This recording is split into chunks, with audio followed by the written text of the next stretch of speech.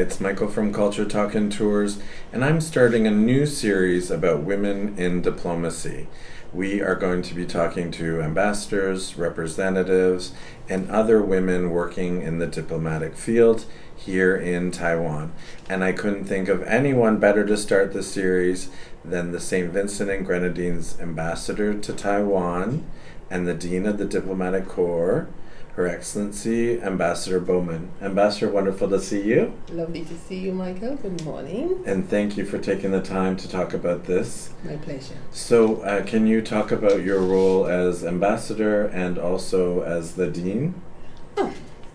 My role as ambassador. My role as ambassador of St. Vincent and the Grenadines to the ROC Taiwan started on the 6th of August 2019. Okay.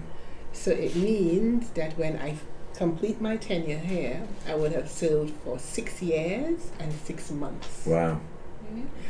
Now, St. Vincent and the Grenadines established this embassy in Taiwan in 2019, as Yes. I said to you, but that is after we had 38 years of diplomatic relations with Taiwan. Okay. So establishing the embassy here was concretizing Right. the diplomatic relations that we had shared for all those years. Okay. Coming to Taiwan to establish this embassy is very, very important to St. Vincent and the Grenadines because, yes, countries establish diplomatic relations, but the reality is that countries are made up of people. Yes. Okay? It's the people who comprise the countries. Right. So Taiwan has had an embassy in St. Vincent and the Grenadines for many years. Since 1981, they started with a technical mission, and I think they actually opened an embassy possibly 4 or 5 years later. Okay. So the presence of Taiwanese in St. Vincent and the Grenadines, the presence of Taiwanese interacting in various areas of our society, in agriculture, education, medicine, technology, social, the presence of Taiwanese is very much felt and recognized in St. Vincent and the Grenadines. Right. But the same was not true in Taiwan. Right. Taiwan wasn't seeing Vincentians. Taiwanese weren't seeing Vincentians and being as familiar with Vincentians Right. as Vincentians are with Taiwanese. Okay? Okay. So the fundamental purpose of having our embassy here was to allow Taiwanese, the people of Taiwan, to see, hear, and understand Vincentians. Right. To see, hear, and understand the significance of this alliance, to see, hear, and understand the significance of the relationship that we have. And this is what I sought to do over this period. Okay. Okay? So we established as many relationships as possible in as many different areas of the society. Okay. So we had to do a great deal of outreach into different areas and to allow Taiwanese to recognize the depth of the friendship that exists between our countries. Now, saying friendship in the context of diplomacy sounds a little naive. Right. It sounds all kinds of things that don't have to do with hard-nosed diplomacy and so on, but I will insist that when we interact as human beings on the basis of empathy and respect over this long period of time, particularly in the areas of education Right. and issues to do with people's livelihoods and so on, we are human beings and we do develop relationships which we can legitimately refer to as friendships. Right. Okay? So our embassy here has functioned in that kind of way for Vincentians, for Taiwanese, coming in, reaching out, and representing the needs of Vincentians in Taiwan and catering to the understandings of Taiwanese in Taiwan with regard to St. Vincent and the Grenadines. Okay. And did you find that because you're here in person, that more programs and systems were developed? Oh yes, oh yes. I mean, that's what I came to do. Right. That's what we came to do. Right. And was there an ambassador before when there wasn't an embassy? No. I am, as I said, Minister Councillor Dr. Elroy Wilson and we got here on the 6th of August. We opened the embassy officially on the 8th of August. Our Prime Minister was here at the time to do that. Okay. Right. So I'm the first ambassador, he's the first Minister Councillor. And for a year, it was just two of us making the embassy. Right. And then our councillor, Ms. Shebby-Ann Dennie, she came the following year, and that's our outfit. Of course, we have Diana, our secretary, and James, our driver, and that's been our little family here. Yes, for 6 years. A nice team. I must say, we work well, if I may say so myself. Yes, you do. I think we work well. And then what about the position as the dean? That position came in October 2022, and extended and expanded responsibility for me, but I very much welcomed it. I embraced it because as it is now, Taiwan has, at that time in 22, Taiwan had 14 diplomatic allies. Right. And as it is now, there are 12 of us, 12 diplomatic allies. But in terms of being able to marshal and represent the allies' perspective, I welcome that. Right. Okay, I very much embrace that, and I welcome as many opportunities as possible to speak for Taiwan on behalf of the diplomatic corps, to speak about Taiwan on behalf of the diplomatic corps, and to project the legitimacy of Taiwan, on the in an international context. So, yes, that is very important to me. Right. And I've sought to do it as well as I could on behalf of all of us and the allies. And some responsibilities for that are, if there ever is an event where it's the president or vice president, it'll be yourself representing all the the diplomatic corps. Right. When the president and or vice president travel, I have to stand with them because Taiwan is a country. Yes. Okay, Taiwan is a sovereign country, and the fact that Taiwan has diplomatic allies means that other sovereign countries have aligned themselves with Taiwan and are standing with Taiwan in that capacity. So then, being the dean of the diplomatic corps, my responsibility is to represent that. Right. And to present that. And it also means that this embassy has to be very aware of any kind of issues. Sensitivities. Yes. Yeah. Well, everything from like sending out earthquake relief information, or a few weeks ago we had all of that. The stabbing incident. Yes. Yes. And we had the Chinese doing their military practice near the island, and so it's always this embassy that is sending something out. And we have to be in a position of reassuring, with regard to security, with regard to what would obtain for Taiwan is what obtains for all of us. Right.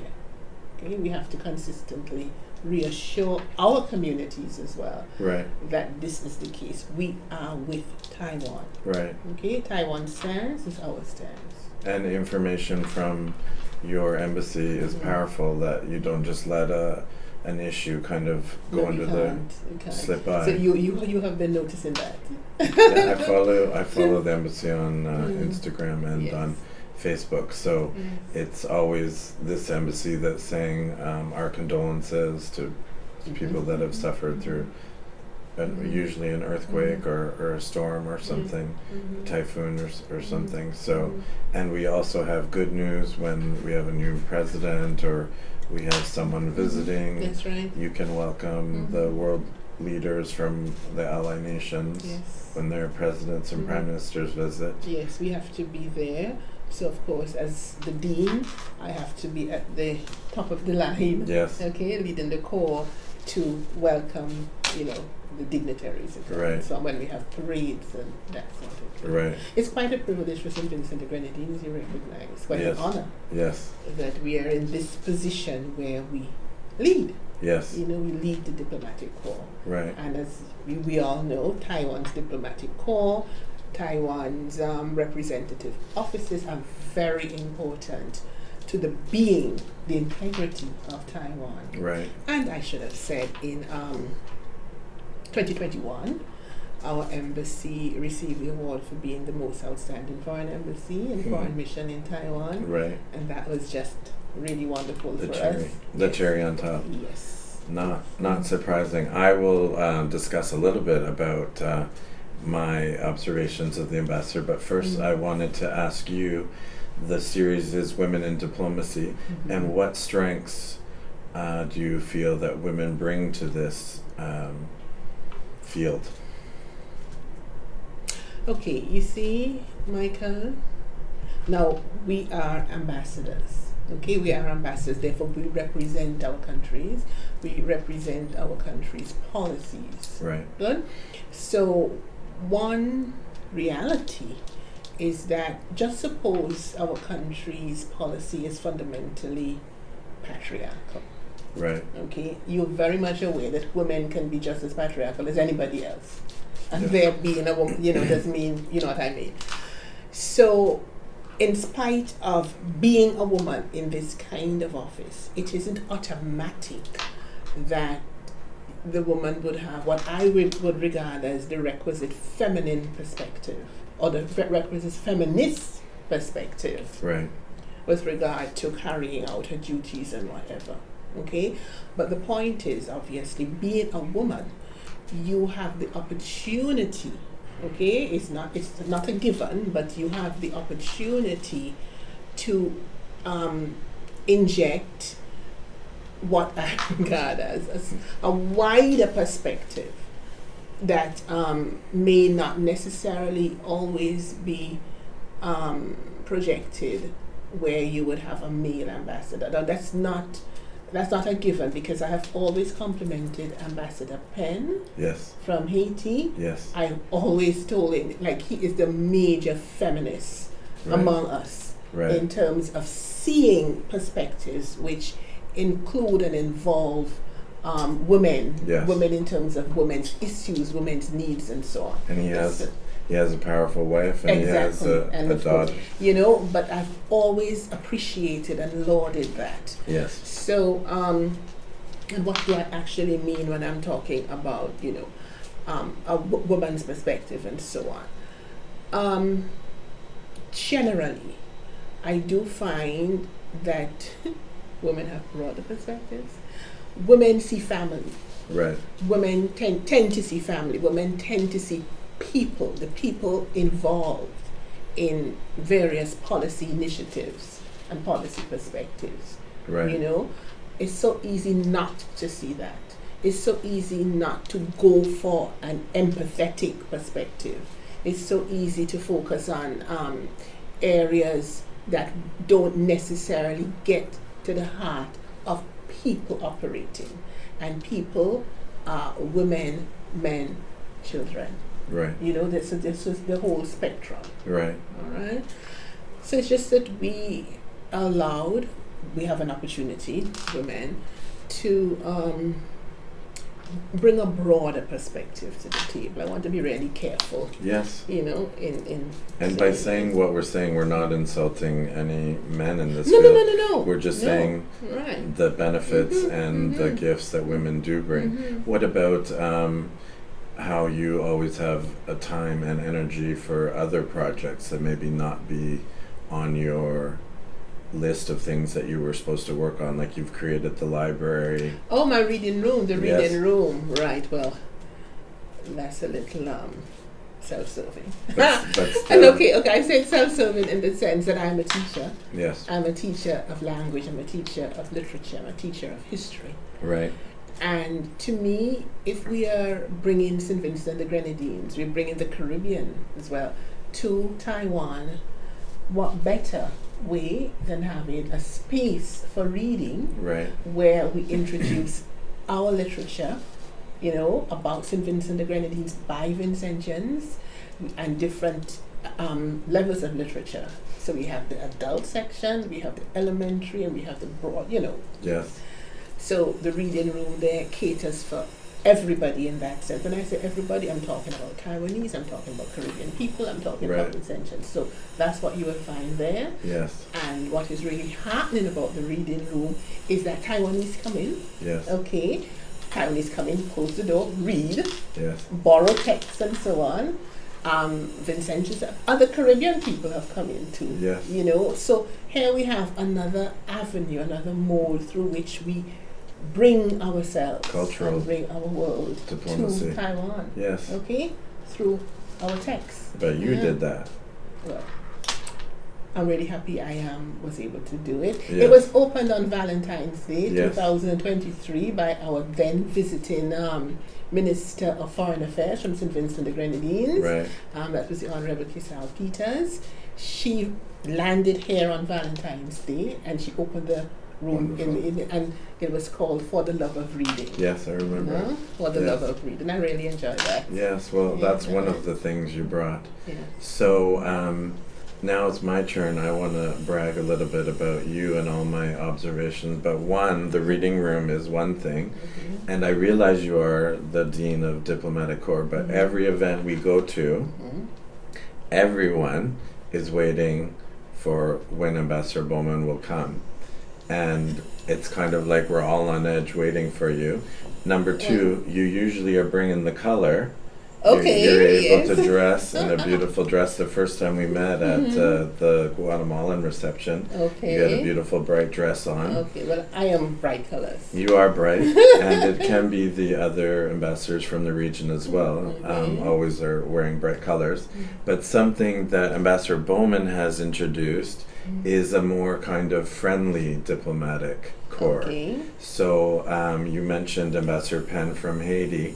Now, diplomacy is very kind of formal and very kind of stiff, but you are and careful, but you are a hugger, and I just adore when it's, Ambassador Penn just comes running up to you, and, you hug all of the other ambassadors, and you've created such a nice kind of familiar area. Okay. So, and whenever there is an event, everyone's grouped together and catching up, and because even though we're all in the same building here, you're in your office and you don't get to see everyone. Yeah, because we have our own. I mean, we're all doing the same job, Yes. but we're all doing it differently. Yes. Yes. For our. And you're everywhere.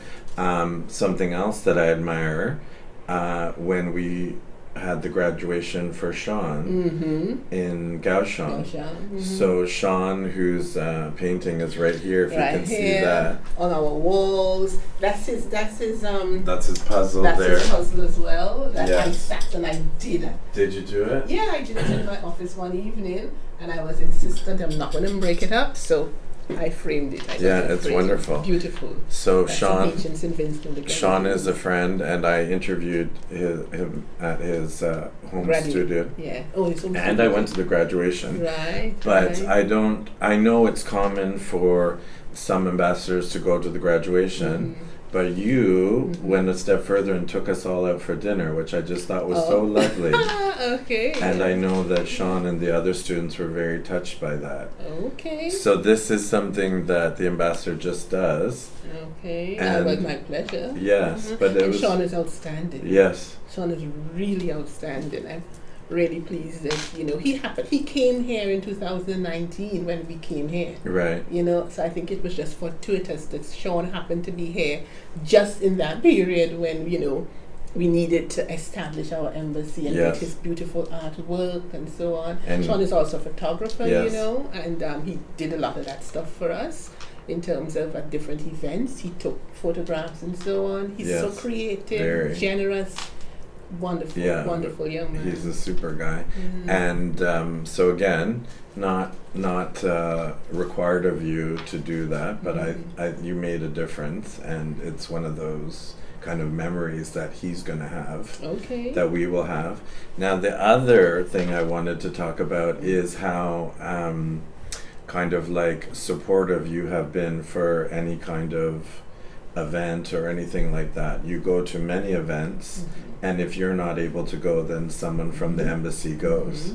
So it's kind of it's like a focus that you understand someone's invited you to something, and you make an effort. We are here to represent. That's what we have come here to do. Right. Represent St. Vincent the Grenadines.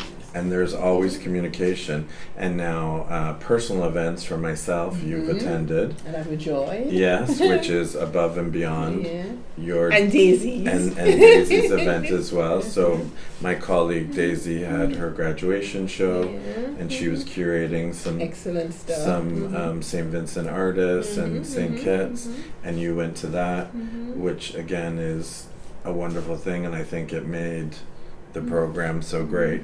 So again, that's another thing that, and a lot of the diplomats are very friendly and kind of outgoing, but I think you take it a step further. Okay. And another thing I thought was so great when you had that event where you wanted to have your National Day as a street party. And I know that was great. Mofa was worried about security.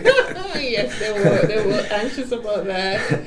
So we put whatever in place, and I just wanted a street party. So we're in a kind of pedestrian mall, and there's walkways and balconies all above. So they have like security all around. Yes, So and all the ambassadors and representatives were down, and then the music started. And you were dancing, I was dancing, and even Ambassador Pitts. Oh yes. She was dancing. Everybody was dancing. Our community. It was, and I was filming at one part, and it was hard to film because we were dancing. But I admire that you wanted to do something kind of unheard of, and you stuck to your guns. And I wanted something that was representative of us. Yes. Okay, we are very much into street party. Yes. In the sense that we have our Vinci Mass, 10 days of mass and fun in the July sun. Yes. And on at least 2 days of that period, we have specific street parties. Yes. As it were. You know? This is us. Yeah. This is who we are. And you know me and you are right there, with the steel drum. Oh, right. You got me at steel drum. And talking about that, we now have a steel band or a steel orchestra. Oh, wonderful. Here in Taiwan. Wonderful. You don't know about that? No. Oh, you missed that? I don't know. Oh boy, we started in Taiwan last year. Okay. 2025 was it? Time is moving so quickly. I see posts and stuff, but Right, okay. So we now have a steel orchestra. When I say we, it's actually headed by a Kittitian. Yes, I was going to say it's and the name of it is Formosa Panza. Oh, okay. Right? So sorry, Formosa Pandas. Okay. Right? Based in Taichung. They're his instruments. Okay. But we have just over maybe 10 Vincentian players. Wonderful. In that, okay? So we got that going with the help of Peggy Ka, our cultural ambassador. And, the first time we did it, it was just so heartwarming. The idea was just to bring our pan players from St. Vincent the Grenadines, our students who are pan players from St. Vincent the Grenadines, just bring them together, take them to Stephen's studio in Taiwan, and just let's talk about getting the steel orchestra going. Right. That was the objective. That's what we were going to do. Just go to Taiwan and talk about it. Right. Michael, that ended with those players just getting up, going to the pans, and just playing. It was just so wonderful. Yes. It's as though they had practiced before. It was. And the music just vibrates through you. That's where we started, and from there, since then they have had about 3 or 4 other performances as Wonderful. a group. Okay, I'll have to look that up. That's Stephen Richards for Formosa Pandas. Okay, I'll find out more about that. Okay. And they played at our Independence that you missed. Yes. You missed that one, but that was good. Yes. That was good. That's something I regret. Yeah. But now we're free to see you. So you've been here over 6 years. 6 years and 6 months. And 6 years, 6 months. And what can you tell us that you've enjoyed about Taiwan? So many things, so many events. So yeah, I really love Taiwan. Yes. That again is not the kind of statement that a diplomat should make, but there we go. I tend not to be conventional. What I particularly like about Taiwan is there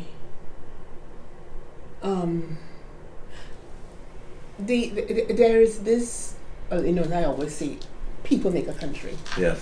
And Taiwanese are warm. Yes. There is the not knowing. You start off with the not knowing and not understanding and whatever. But we reach out. Yes. We reach out, and then gradually, we get the feedback. Because as I say, once we accept that people are people, fundamentally wanting the same things in life, and we reach out with genuineness and respect, we get that back. Right. You see? And this has been my experience here in Taiwan. I obviously greatly appreciate the security, the sense of security. Yes. And we have been able, our embassy, to take St. Vincent and the Grenadines throughout this country. Right. And I So greatly appreciate that. I'm also, St. Vincent and the Grenadines is non-resident ambassador to Korea. Yes. And to Japan. So my being here in Taiwan has allowed me to take St. Vincent and the Grenadines as well to those countries. Right. Yes. Mm-hmm. And with your personality being so friendly and outgoing, if you're not familiar with, sometimes Taiwanese can be very shy, especially with English. Oh yes. And then this burst of color comes in the room, and then everyone. I think this is the longest we've been able to talk. Every time we go to events and we're talking about something, someone's asking you for pictures, someone wants to talk. So you've really kind of broken that down. You see, what I did too, I welcomed every opportunity to go to schools and universities. Yes. Just as I said, I'm a teacher. Yes.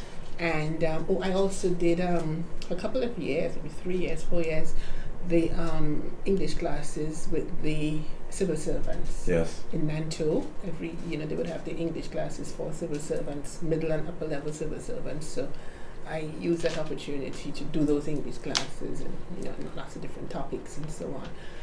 So when you reach children, people who are in a learning environment and a learning context, you have an extremely fertile pathway. Yes. For stuff to grow. Yes. And to germinate. Right. And so on. Right. And of course, when I go on these missions, I tend to take St. Vincent and the Grenadines in terms of our paraphernalia, our colors, our march, our flags, our water. Our water. I take St. Vincent and the Grenadines out there.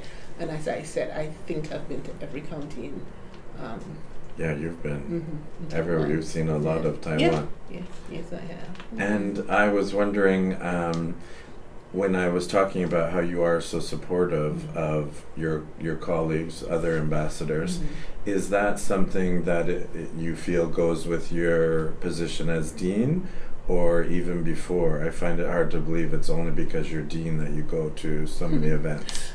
I was the headmistress of an all-girls school in St. Vincent and the Grenadines, a girls' high school, for 13 years. Right.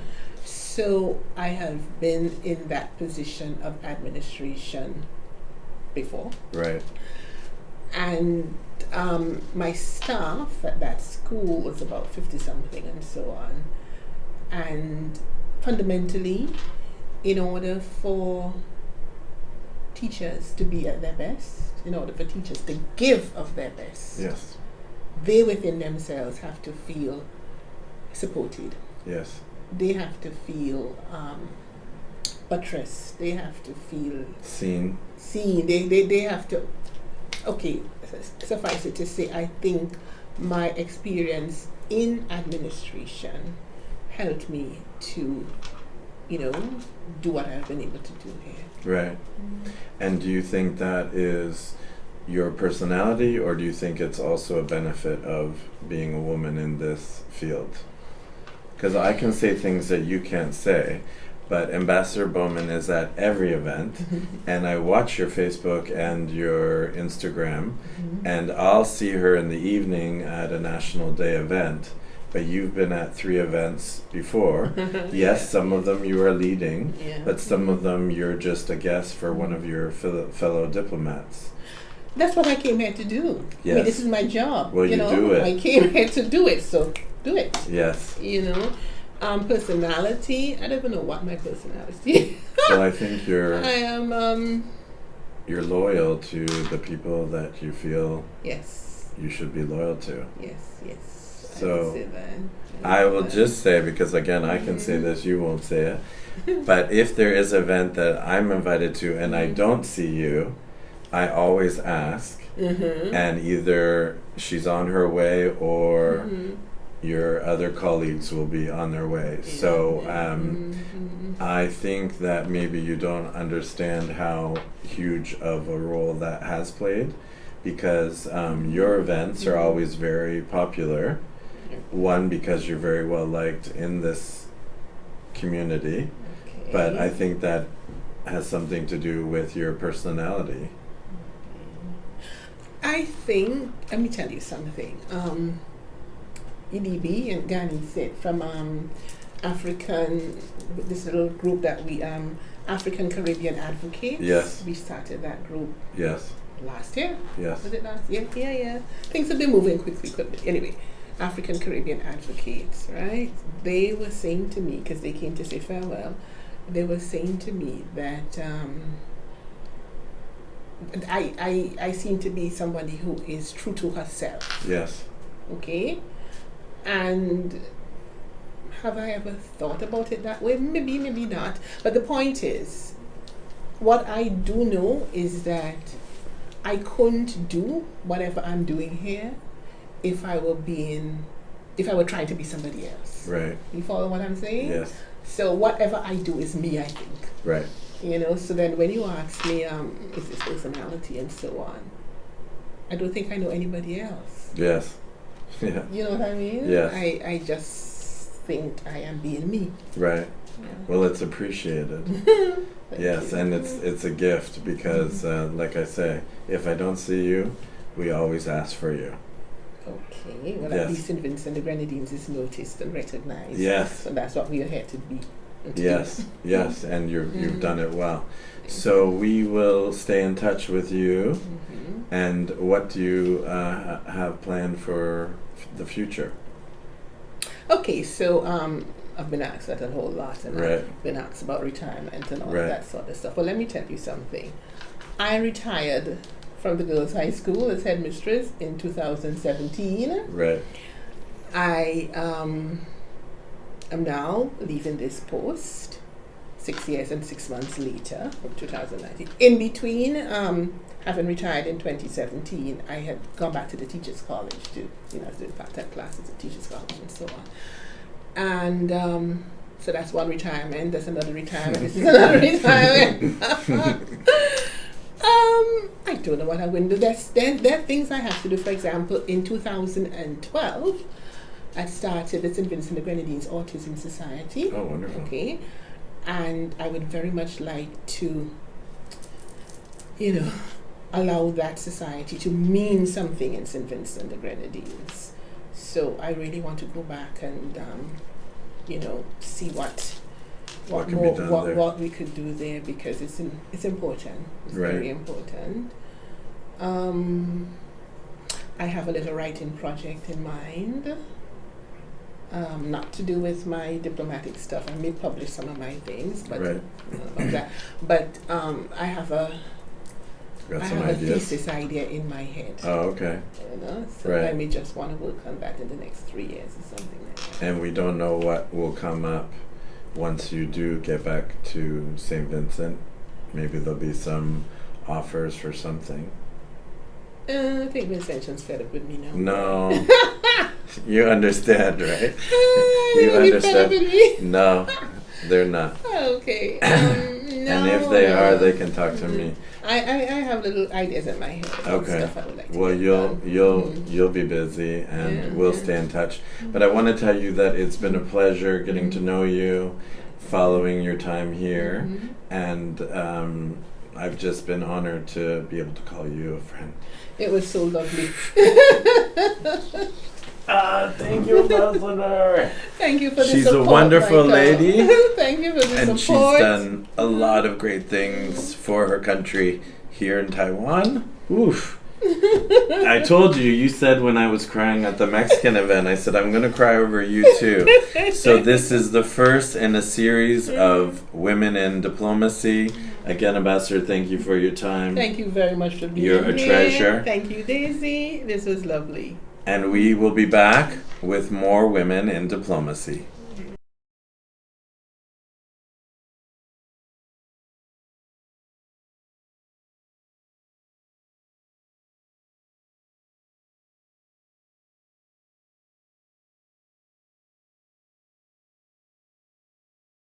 Hi, it's Michael, and I'm here at the Embassy for Eswatini, and we are continuing our new series, Women in Diplomacy, and I'm here with the first Secretary of Information, Abby Pieterse. Pieterse.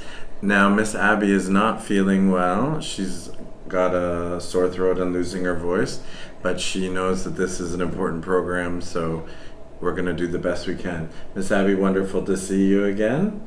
Nice to see you again. And can you tell us about your responsibility here at the Embassy for Eswatini? As first Secretary Information, I actually see to all the nationals of Eswatini. Okay. I help them with their passport applications, with whatever problems they may have, Okay. and just getting information and helping with the trade investments between Eswatini and Taiwan, Okay. and many more. Yeah. Okay.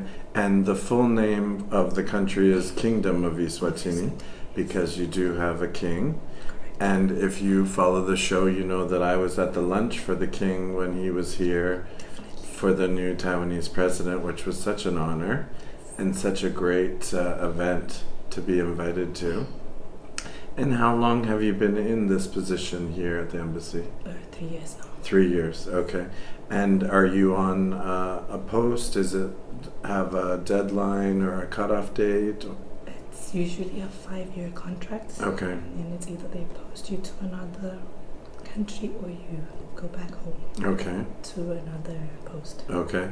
And how many embassies does the Kingdom of Eswatini have? Michael. Oh, many, Yes. many, okay. And is this your first My first, yes. your first posting here? Yes. Okay.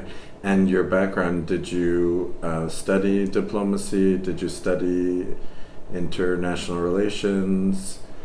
For my degree, I did social science. Right. I majored in sociology and public administration. Okay. And then now I am actually graduating in June Yes. for my master's in international affairs and diplomacy. And that's what I wanted to ask, because her new photo on your is it Line?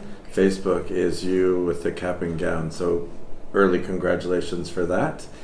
And then what would you like to do in the future? Would you like to continue on here at this embassy or in this capacity? I have bigger dreams. Yes. I actually want to venture more into humanitarian, Okay. and I'm looking at the UN. Okay. So that's something that you're interested in. Yes. Yes. And what can you say you feel is a benefit or a strength that women bring to this field of diplomacy? Women are very good in negotiating. Yes. They bring different perspective in decision making and building relationships. Yes. Those are very strong skills that women have. Yes. Plus, we also the credibility and the representation of women. Right. That's right, yes. Yes. And to add, women, we have empathy, and it's very important in a field of diplomacy. Yes. And even kind of like if you're dealing with students, kind of nurturing, kind of mothering characteristics. Correct. Yes. Now, with this embassy here in Taiwan, are you the only secretary? Or is... We have... I've met a few gentlemen here, but Yes. you're the only woman that I've... First Secretary Political. Yes. Yes. Okay. Is also? We had, but he's moved to another country now. Okay. Yes, it's been promoted. And you were saying that that we're waiting for the new ambassador? Correct. Yes. And are we able to say who that will be, or is that still... Still not known. Okay, still top secret. So when we know, you'll let us know. Definitely. Yeah, hopefully we can do some sort of meet or greet or something. Now, you've been in Taiwan just 3 years, or did you come beforehand? No, just 3 years. Just 3 years. And how are you finding it? Taiwan is lovely. I'm actually enjoying it. The people are loving, they're welcoming. The food is amazing. Mm-hmm. The transport, it is safe. Everything is just amazing. Runs like clockwork and... Right. Yes. So, Miss Abby and I are friends, so we do talk often. But I do want to say that if I ever meet someone from Eswatini, the first question I have for them is, do they know Miss Abby? And they always do. And then they're surprised that I know Miss Abby, and then I'll show some pictures. So I think what you were saying about, being empathetic to people, it's, you're coming from Africa, and now you're in Asia, and, there's cars, there's subways, there's trains, Hong Kong, and it's a lot to get used to, And as I mentioned, I was invited to that lunch for the king, and how many students were there? 300? 300, yeah. Yes. And I didn't notice that you didn't know anyone. Like, everyone was saying hi, hi, hi. And I got myself at a good table. I was with the former ambassador's son and Speaker of Parliament's daughter and the cousin of the head of security or niece or something. But just to see you move through. Now, something else that Miss Abby won't talk about because she's humble, but I have to say I admire how well you handle events, especially that event, because her king was there and it's quite a huge honor to have him there. And you were very good at explaining that men weren't able to sit here because the queen would be here. You aren't supposed to look directly at them, and explaining all the protocol.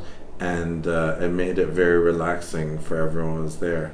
I was at a table, well, I think I was the only non-Eswatini there. There were a few Taiwanese, but everyone was just shaking because they had to do a little introduction and a speech for the king, and they were quite, nervous, to talk about it. But yeah, it was a wonderful event. And also, when you are able to go, you're at all of these events. I see you at all where it's like an African trade conference, or the food, or at the Nangang Convention Center. You're always somewhere. Yes. Yes? And if we do have an event, like we will be going to an event this evening, will you be wearing your traditional clothing? I was thinking of wearing. Yes, yes. So I'll tell you that the first time I met Miss Abby, I think was at the Mexico reception maybe 3 years ago. Yes. And you walked in with everything going on, and it was like the seas parted. And I said, who is that? And I was with the ambassador to Marshall Islands, and she told me who you were, and I just took a beeline to you. And we've been friends ever since. But even though Miss Abby isn't feeling well, we feel it's important that you're here. and that you're representing your country in this series that we're doing. So we'll be interviewing other embassy workers, women in diplomacy, ambassadors, representatives, trade office directors. But we wanted to have you in here. So you believe that women in diplomacy are a plus? Yes. Yes. And maybe during these dark times, we can kind of promote some women to higher office, and maybe there'll be brighter days ahead. Yes, definitely. Right? Correct. It's only up for here. So thank you so much for your time. Thank you, Michael. I appreciate it, even you're not feeling well. So this is Miss Abby from the Kingdom of Eswatini Embassy, and we will be back with more interviews with women in diplomacy, and we'll see you soon.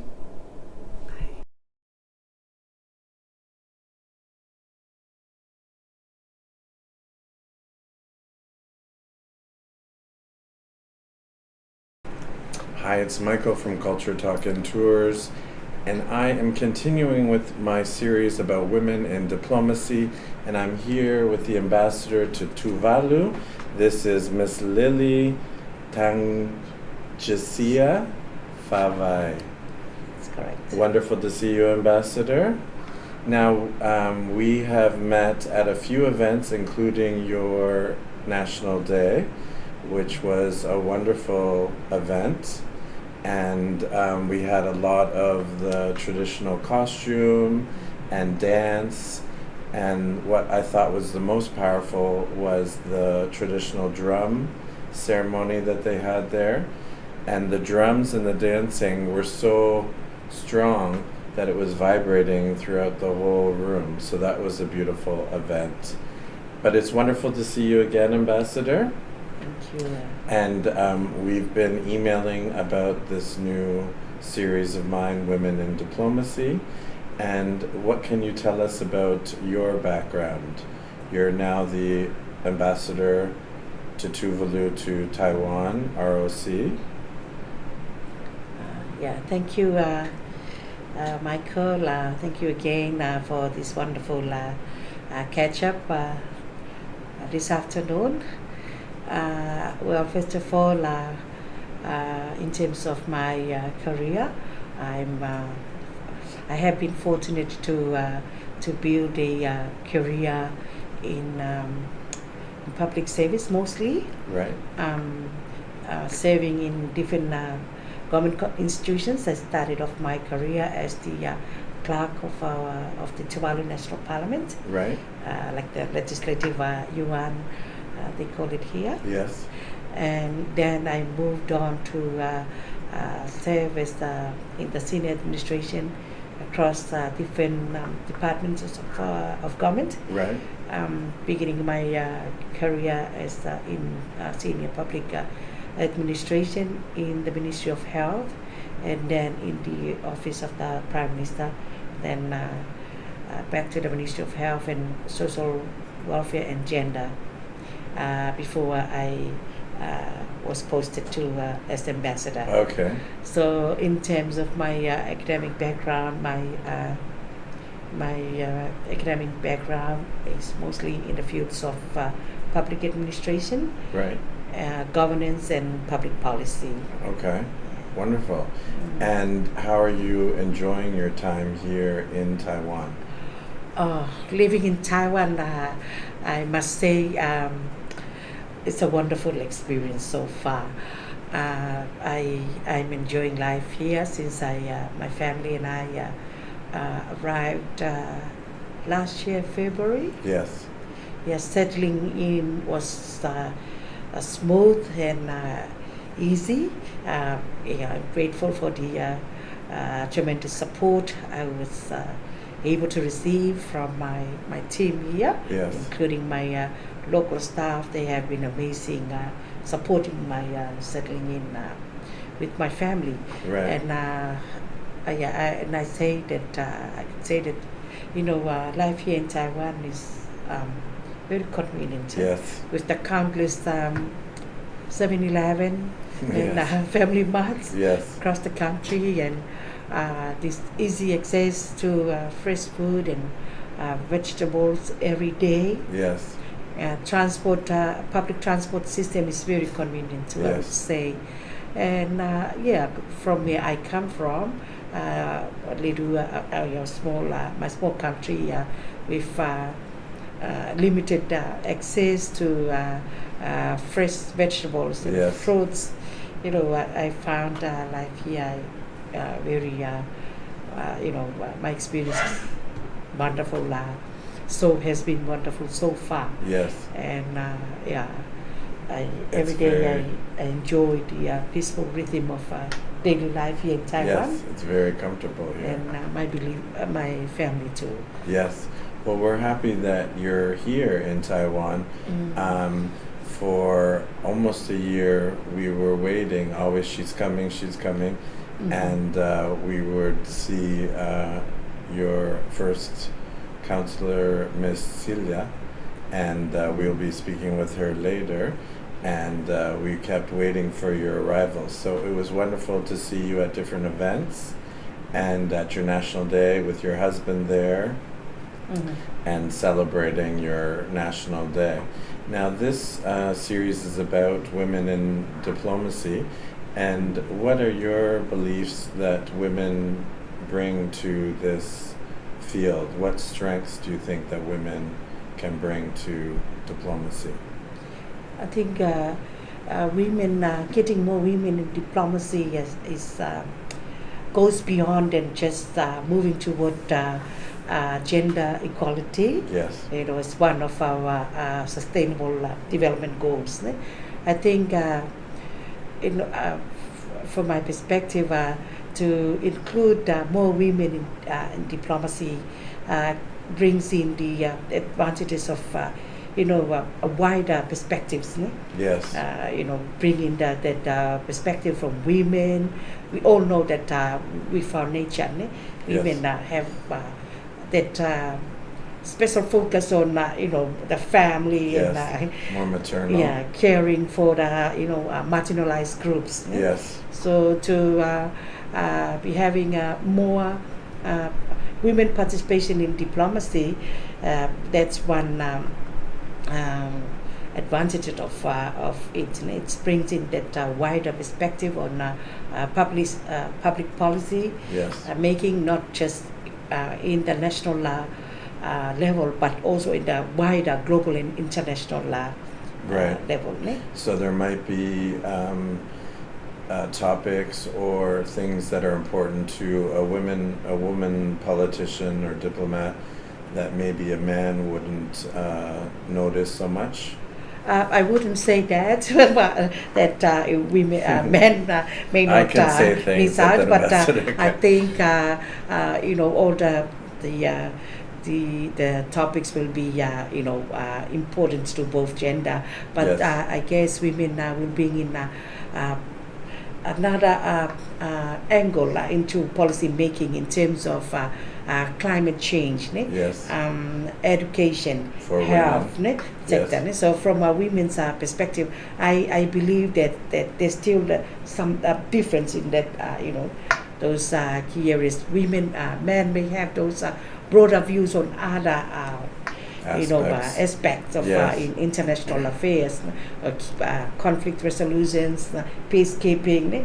But Business. women will have this For more family. focus on, Yes. And I do want to say that you have quite a few students from your country that are here Mhm. studying with the MOFA scholarship, and we met several of them at your National Day.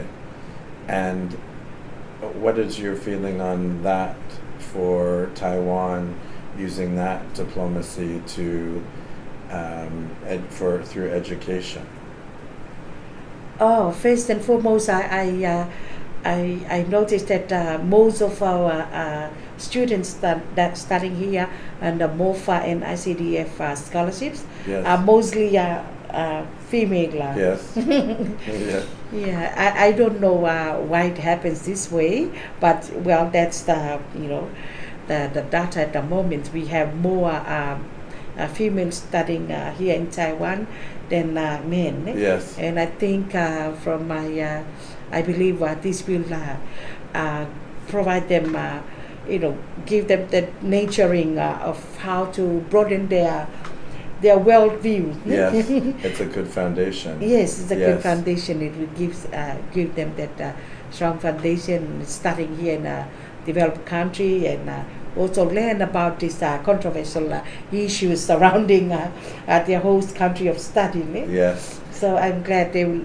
grow up, and they might develop their interest in diplomacy, Yes. working, pursuing international relations Yes. fields. Yeah, because you have to be exposed to other cultures to understand other cultures. Yes. So yeah. it's quite a interesting exchange, and I do hope that they'll be able to do something where Taiwanese students are also able to go to Tuvalu and learn about the country as well. Yeah, we look forward to establishing a program on that. I believe some years back we've had some cultural exchanges. Yes. This is something that we want also to strengthen. Yes. While serving in the Tuvalu mission to Taiwan, and I think it's one of the Taiwan's programs in the past that stand out. Yes. Some of the youth ambassadors. Yes. To actually visit our country and learn about the culture. Yes. For us, we do participate in some of those cultural exchange programs. Yes. But the recent one being, I think it's an annual program that Taiwan runs in collaboration with the East-West Center Yes. in Hawaii. Yes. And normally 2 participants will come from Tuvalu, and they will spend a few weeks in Hawaii at the East-West Center, and then they will come here Okay. to spend another 3-4 weeks. Right. And then they go home. And it's so important because every event that your students or your dancers attend, I was at one event with, it was Tuvalu and the Marshall Islands, and with Miss Sila, and local Taiwanese are just so interested because it's so different from something that they would see every day. And you had so many performances at your National Day, which is why I was saying to you that I think it's important that we film it and we show this, because that's education, cultural diplomacy. So now you are ambassador here, and you have how long is your term for? My initial contract will be for 3 years. 3 years, okay. And do you see yourself staying longer or going to another post, or what do you see for the future for you? I may be,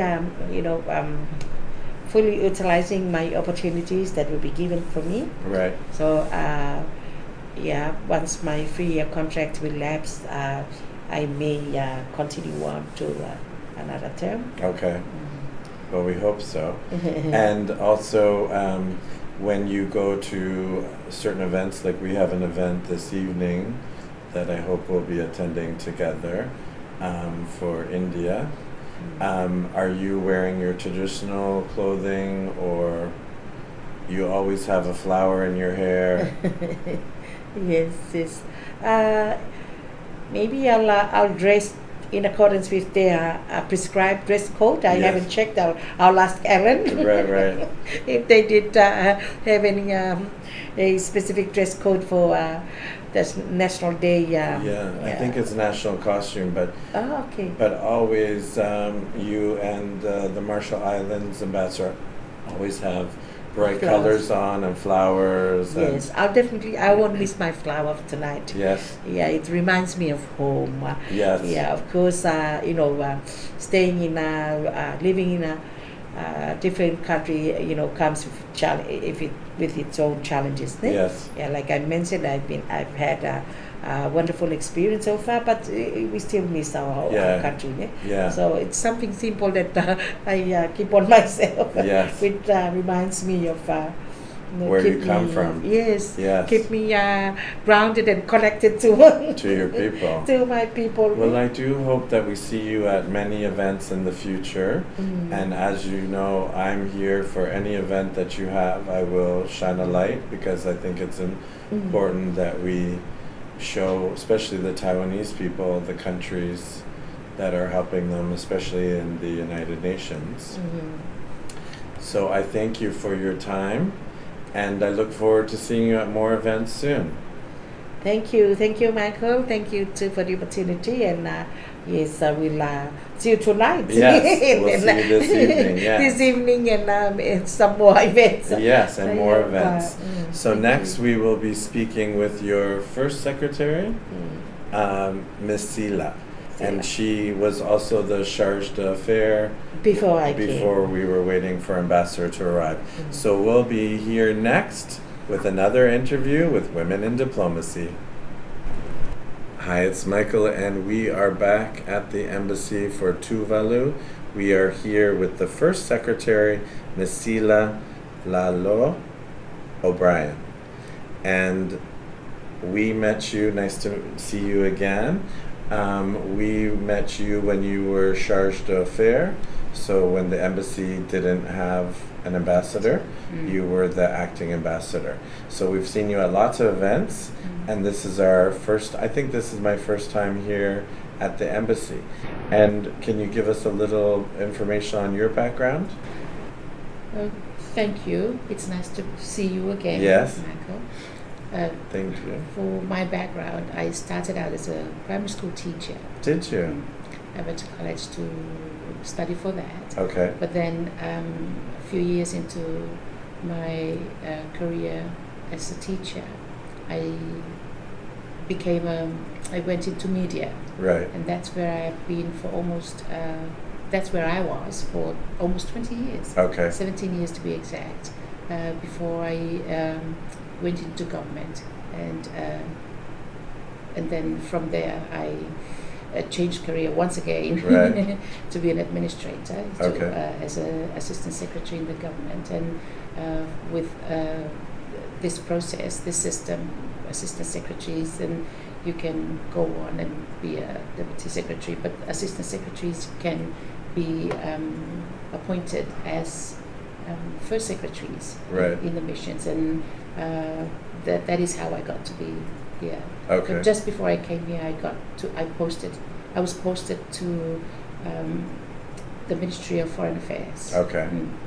And is this your first out-of-country posting? Yes. Okay. Yes.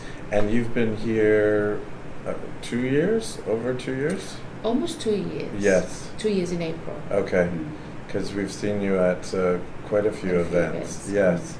And when you first arrived, there was no ambassador, so you were the charge d'affaires. When I arrived, a former ambassador was here. Right. So I was here with the transition. Okay. When he transitioned out of position, and then I assumed the charge d'affaires Okay. position. Okay. And so that, for people who don't know, that's basically you're standing in for the ambassador. So Yeah, being a charge is basically an acting ambassador right. until the appointed ambassadors Arrives. comes in. Okay. And you were in that position for For almost a year. yes, because every event that I saw Miss Celia, you were saying, she's coming soon, and we didn't know when the ambassador would be arriving.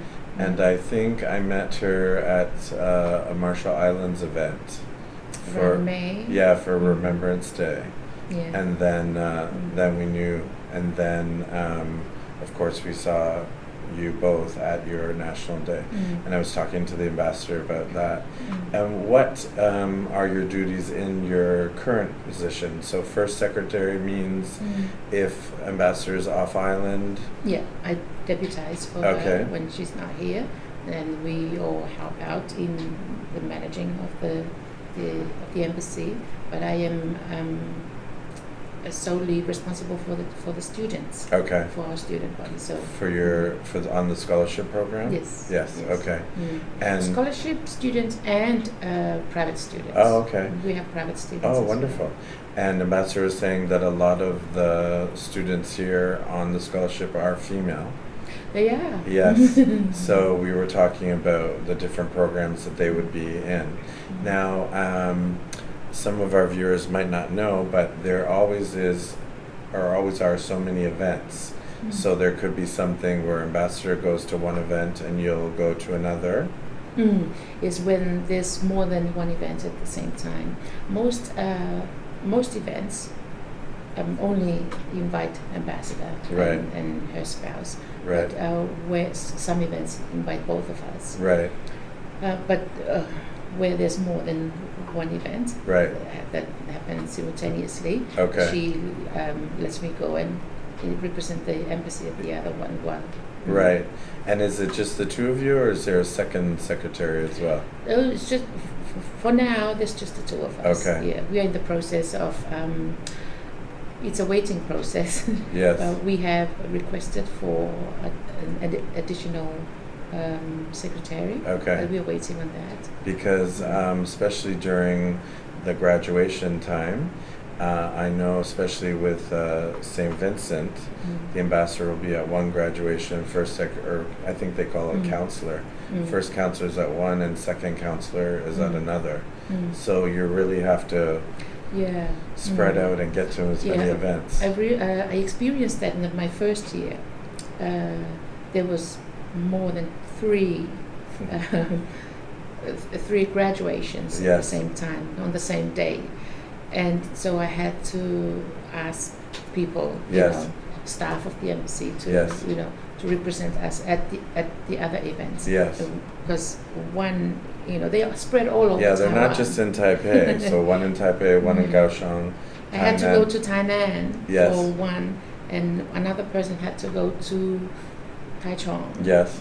And another person had to stay here in Taipei. So and the more that I meet people in this field, the more I see how incredibly busy it is, especially when you see someone in the evening at a country's National Day reception, but you look at the Facebook and you see that they've had 3 other events that day. But at the same time, it is important because the whole aim of my channel is to shed light on the ally nations. So we want Taiwanese people to know about Tuvalu and Marshall Islands and the other allies, because they need to know who is representing them on the world stage and supporting them. And for you now, you're a first secretary, and your term is for 3 years. 3 years. My term is up next year. Oh, okay. And what are you looking at for the future? Would you like another posting somewhere else, or? Oh, I'd love that, but it all depends on the government of the day. Right. Yeah. And because I know your family's here, and you're enjoying yourself here in Taiwan. Yes, I am. Taiwan is a beautiful country. Yes. Yeah. So I have grown somewhat accustomed to the life in Taiwan, and it's really good. Yes. Really good. I would love to stay on. Right. But like I said, it depends on my ministry, and the government of the day. Okay. They can extend my contract for another year or so. Okay. Or they can stop it when it stops. Okay. So we hope for an extension because we'd like to see you at things. And then what do you feel women bring to this field? What are some strengths you think? Well, I personally think that women always add a softer touch. Yes. And I think diplomacy is all about soft touch. Yes. And just that fact of life is, I think, a big positive for women in diplomacy. Right. And we're seeing now in the news when you have some politicians that are just such a strong presence and kind of a bully, and people are not really reacting well to that. you just have to think if maybe there was someone else in that position, maybe things would run a bit smoother. Just imagine if there was a woman in that position, things would be. I think we all know what position we're talking about, but Yeah. yes, Just imagine a woman there. No, we will be far away yes, from that position. it wouldn't have gotten to where we are now. It's so aggressive. Even Yes. It's so aggressive and rude in Rude, yes. in some way. Yes, But women are not like that. No. Most women are not No. like that. So if we put a woman in that position, in this that office. and in that time. office in this time, Yes, things would look a lot different. yes. So I try not to look too much into that, which I feel we've got to really focus on this program because we are fortunate in Taiwan. There are several women that are holding roles in diplomacy.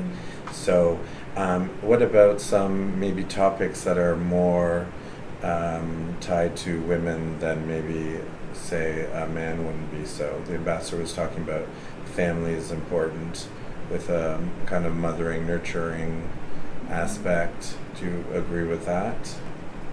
Can you say that again? Like, do you feel that like a female diplomat, maybe there's some like women's health care, women's education, family benefits, maybe are more tied to something that a woman would be fighting for than, say, a man?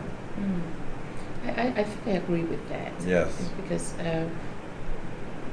as a woman leader, I mean, it's a fact of life. Yes. Men generally. And then what about topics that are maybe more important to women because, as you were saying, it affects women, like women's education, women's health. And the one topic I was thinking about was daycare for working moms. Women brought that up, at least in my country, in Canada.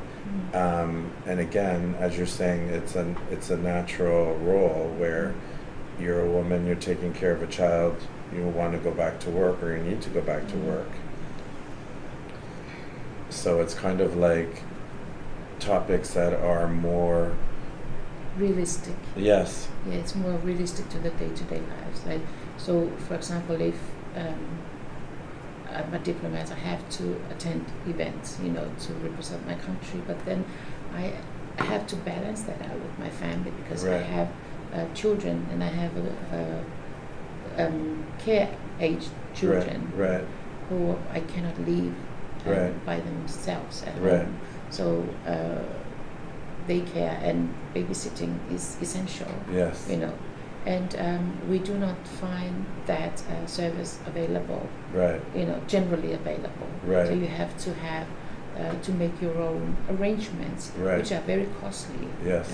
And in any country, they Yes. are very costly. But I think that should be incorporated to the daily operation of any institution. Right. Because women are a big part of institutions. Yes. And that daycare and nurturing and babysitting, it's part of their package. Yes. So they have to be considered first and foremost. Yes.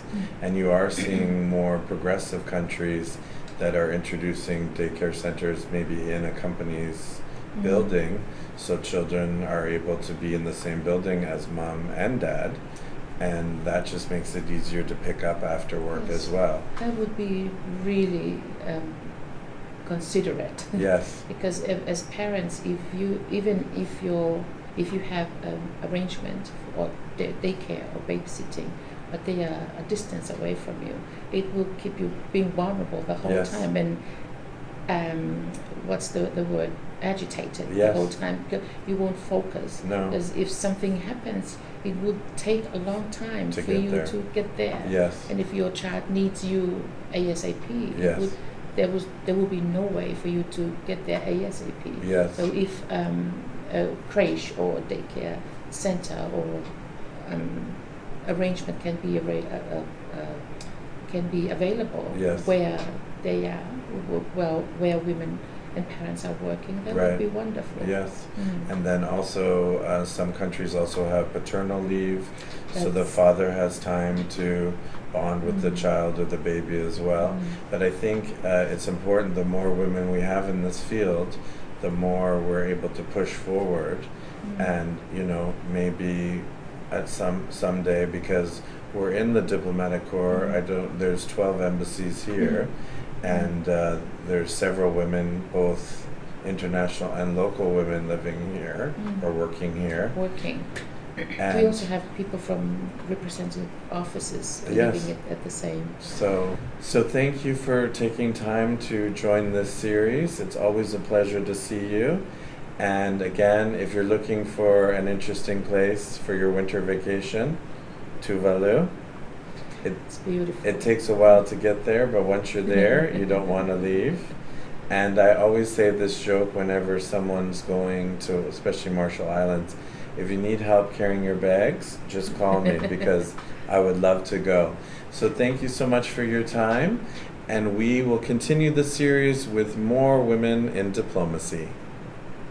Thank you. Thank you.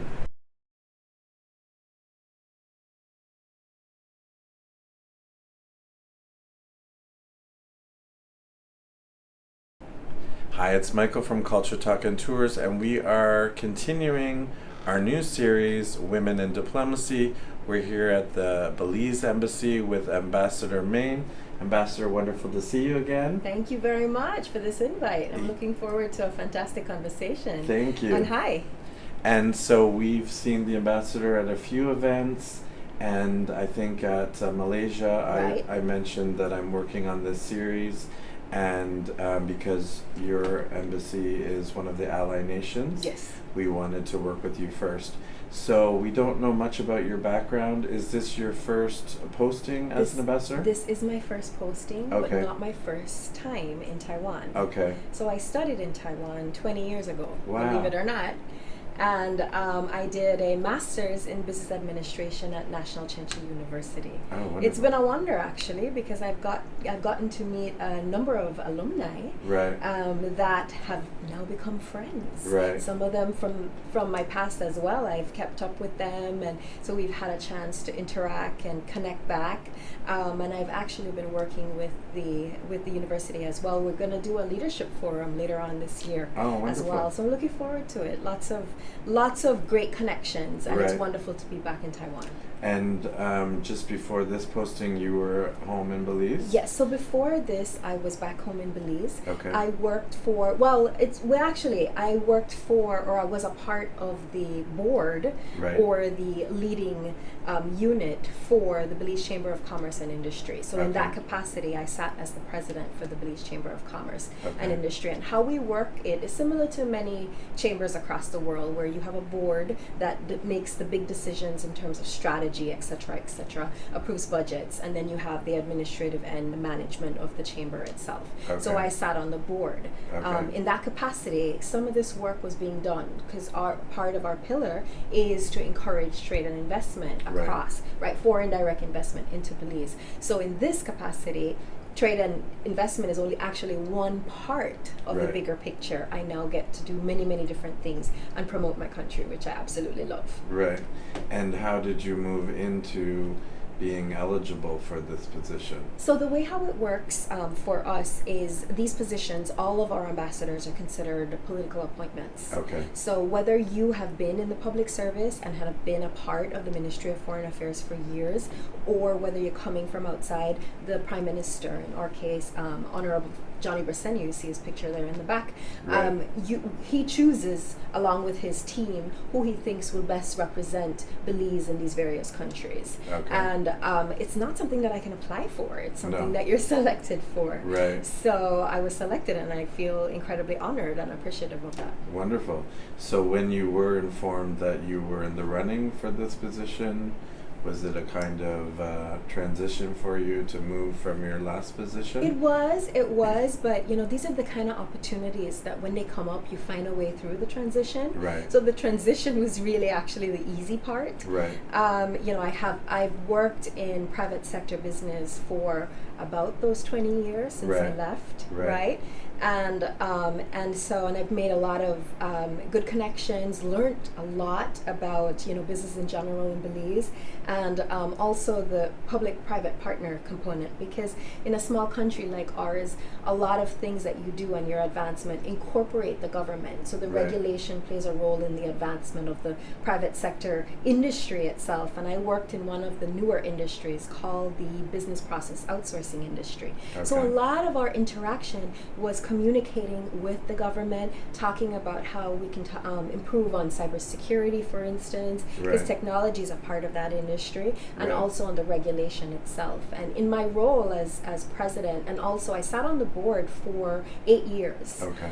So I've had a lot of opportunities to interact, not only in my sector, but other sectors as well. And that's how I became connected to the government. And that's how, for instance, the Prime Minister knew who I was, and we would work on different projects, to lead to success and lead to the economic development as well. Right. In fact, one of the areas that I was selected for before this was called ERAT, which is the Economic Recovery Committee. And really Right. what it was a group of private sector entities that was formed, or the committee was formed immediately after we came out of COVID. Right. And that committee, the goal of the committee was to look at where we were as a country, look at each of the priority sectors, and determine what was the necessary role, regulatory, etc., incentives, etc., that would be needed to get those various industries back into positions to not Right. necessarily only be effective and be efficient on the ground in Belize, but also compete globally as well.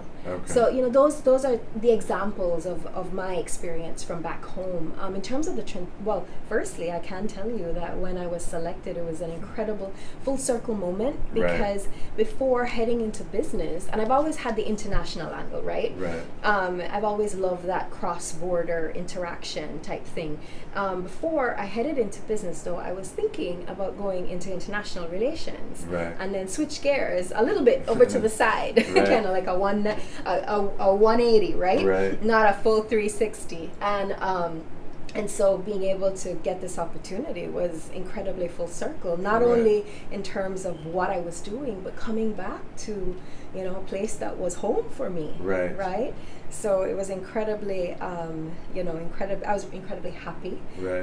Lots of reflection. Right. And again, I'm excited about the opportunity. And in terms of the transition, I had really good bosses that were, happy for me Right. taking on this role, and I still communicate with them.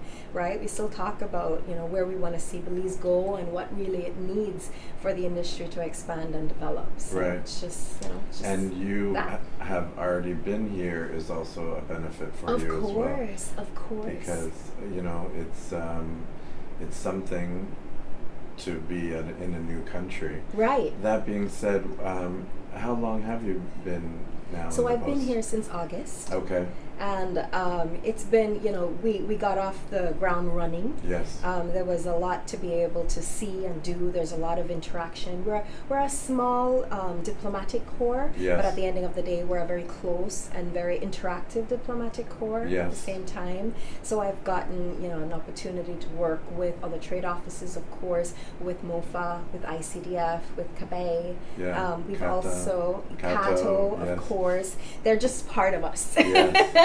And we're part of them with Kato, and they've been fantastic. Violetta is really, really She's lots of very- energy. Very And focused. yeah. If you don't know, Kato is the Central American Trade Office, and we've covered lots of events with them. Perfect, thank you. They do lots with Belize, Guatemala, Correct. and even sometimes with Paraguay Yes. for Correct. the food fairs and things like that. Correct. And They help us to promote, right, and Yeah. help us to build that bridge, and they're a great connection because they, their job is to build that network here Yes. as well. So they've been fantastic alongside the embassy in Yes. Belize, alongside MOFA. We've also actually gotten an opportunity to kind of dive a little bit more into the culture and into the community with Taiwan. I've been to a few universities. Right. We have an elementary school presentation that's coming up. Good. It's always great for for the citizenry to understand what it really means for Belize to be an ally to Taiwan, Yes. that we really are that voice Yes. in the multilateral sectors. And I think now more than ever with the geopolitical climate, it's very important that we understand the significance and the power and also, you know, what power there is. I should rephrase that to some extent, and also talk about how we can connect from a multilateral, because now more than ever we need to see each other as connected and be able to support each other where we can, and we need to make sure that the principles of self-determination and independence and democracy and all those important nouns and adjectives come into play, and that's, you know, that's the audience and that's the circle in which we need to make sure it gets maintained and not forgotten. No, exactly. And the main aspect of my show was to focus light on the ally nations, because many times as a teacher myself or just with normal Taiwanese citizens, they wouldn't be aware of who I was coming to meet with. And being aware is important. Agree. You know, and I've lived in the other place and I've seen what's going on there, and I believe in Taiwan, so we need to be aware of who's representing us in the UN and who's speaking for us and who's fighting for us. 100%. And you know, and there needs to be reassurance that your values are the same. Yes. It's so funny, right? It's quite interesting. We as human beings, even if we look at it from a circle that has to do with the family unit, even if you look at it from the diplomatic circle, if you look at it from a trade and investment business circle, values are what maintain. Yes. And values are what keep us connected, and values are what build the trust between us. So, you know, when you find an ally like Belize, and we fully believe in Taiwan and what it's done and the amazing you know, contributions that it's made, not only for its people but also globally as well. It's just semiconductors, right? As an example, when you look at those ties and when you can see the commonality in values, you realize why we're allies, and you realize why we're allies for an extended period of time. I will tell you that I distinctly remember, and I've shared this with a few people persons that I've met. One of the first things that, you know, my Prime Minister, my Minister of Foreign Affairs, Francis Fonseca, that's also up there on the wall, and also our CEO, one of the first things that they said, hey, please ensure that you communicate to our Taiwanese friends that, you know, we are strong allies and will remain that way. Yes. And that's one of the first things that they told me. That's critical. That's like out the gate, clearing it up and defining that, we are friends and we intend to remain friends. And remain friends. And many times when we've seen you at events like a National Day event, there's always a speech, and you know, people just want to get back to networking or to eating. But I actually appreciate it because it is a chance for someone from the Taiwanese Ministry of Foreign Affairs to talk about what they've done for whatever country and what that country has done for them. Because I think it's important, because I have interviewed other ambassadors who are very thankful for the student scholarships, but then there's also things that Taiwan is getting from the relationship. Like it's a relationship, it's a friendship, and we've seen other countries maybe are doing more kind of dollar diplomacy, and we never see the dollars. So the one thing that I've always been impressed with is when there's statistics of how many Taiwanese students have gone to Belize. They might be doing something with archaeology, they might be doing something with marine biology, and then how many Belize students are here. And then it's such a gift, because then they return back to Belize, and they're working in a hospital, or they're working in security or something to build. So we grow together. 100%. And, you know, really when you think about it, again, it's so funny because you can liken this all back to like who we are as human beings to some extent. And it's the same concept with countries. You will have friends where there will be certain aspects of those friendships that will bind you. And then there'll be other aspects of friendships and personalities and things that you take away from each other that bind you. And so for us as a nation, what we give might be a little bit different from what we receive, but are we giving, and is the overall value more figurative is it significant? Is it important? And I think, for a country that has made so many strides and has worked so diligently on maintaining their independence, maintaining or a certain level of that, maintaining the principles of democracy. Yes. I think those are values, those are fundamentals, those are principles, right? So when you Right. think about that, they're very, very, very important to all of us, because I don't think we realize or remember How each and fragile. every day how fragile it is, Yes. but also how important it is. And until it's taken away, you don't fully realize that. So You take it for granted. yeah, and these are Yes. the opportunities, and these are the times that we want to reflect on that most certainly. And Taiwan has been very generous to us. Scholarships are one example, but Yes. a part of it is, as well, is these business opportunities and just the capacity building, and business opportunities go both ways, Yes. because it really means, so what's the strength for Taiwan? Taiwan may come with some of the financial strength. Belize can come with some of the rest of the financial strength, Right, because some that's the nature of resources. the nature of a joint venture, so to Right. say. And then when you look at, for instance, maybe Taiwan comes with technology, perhaps Belize comes with the land and Yes. the opportunity in terms of the natural resources, as you quite rightly said. Right. So you want to try to find those balances, and those are things that can help nations and grow businesses, develop, and people live a better life. Yes. And in every event that we go to, we always hear democracy, which, yes, is important, and that's what we'd like to keep. Now, the main topic of this series is women in diplomacy, and you're posted now as ambassador. What are your feelings for strengths that women might bring to this field? I think women make great negotiators, and in diplomacy, negotiation is key. Yes.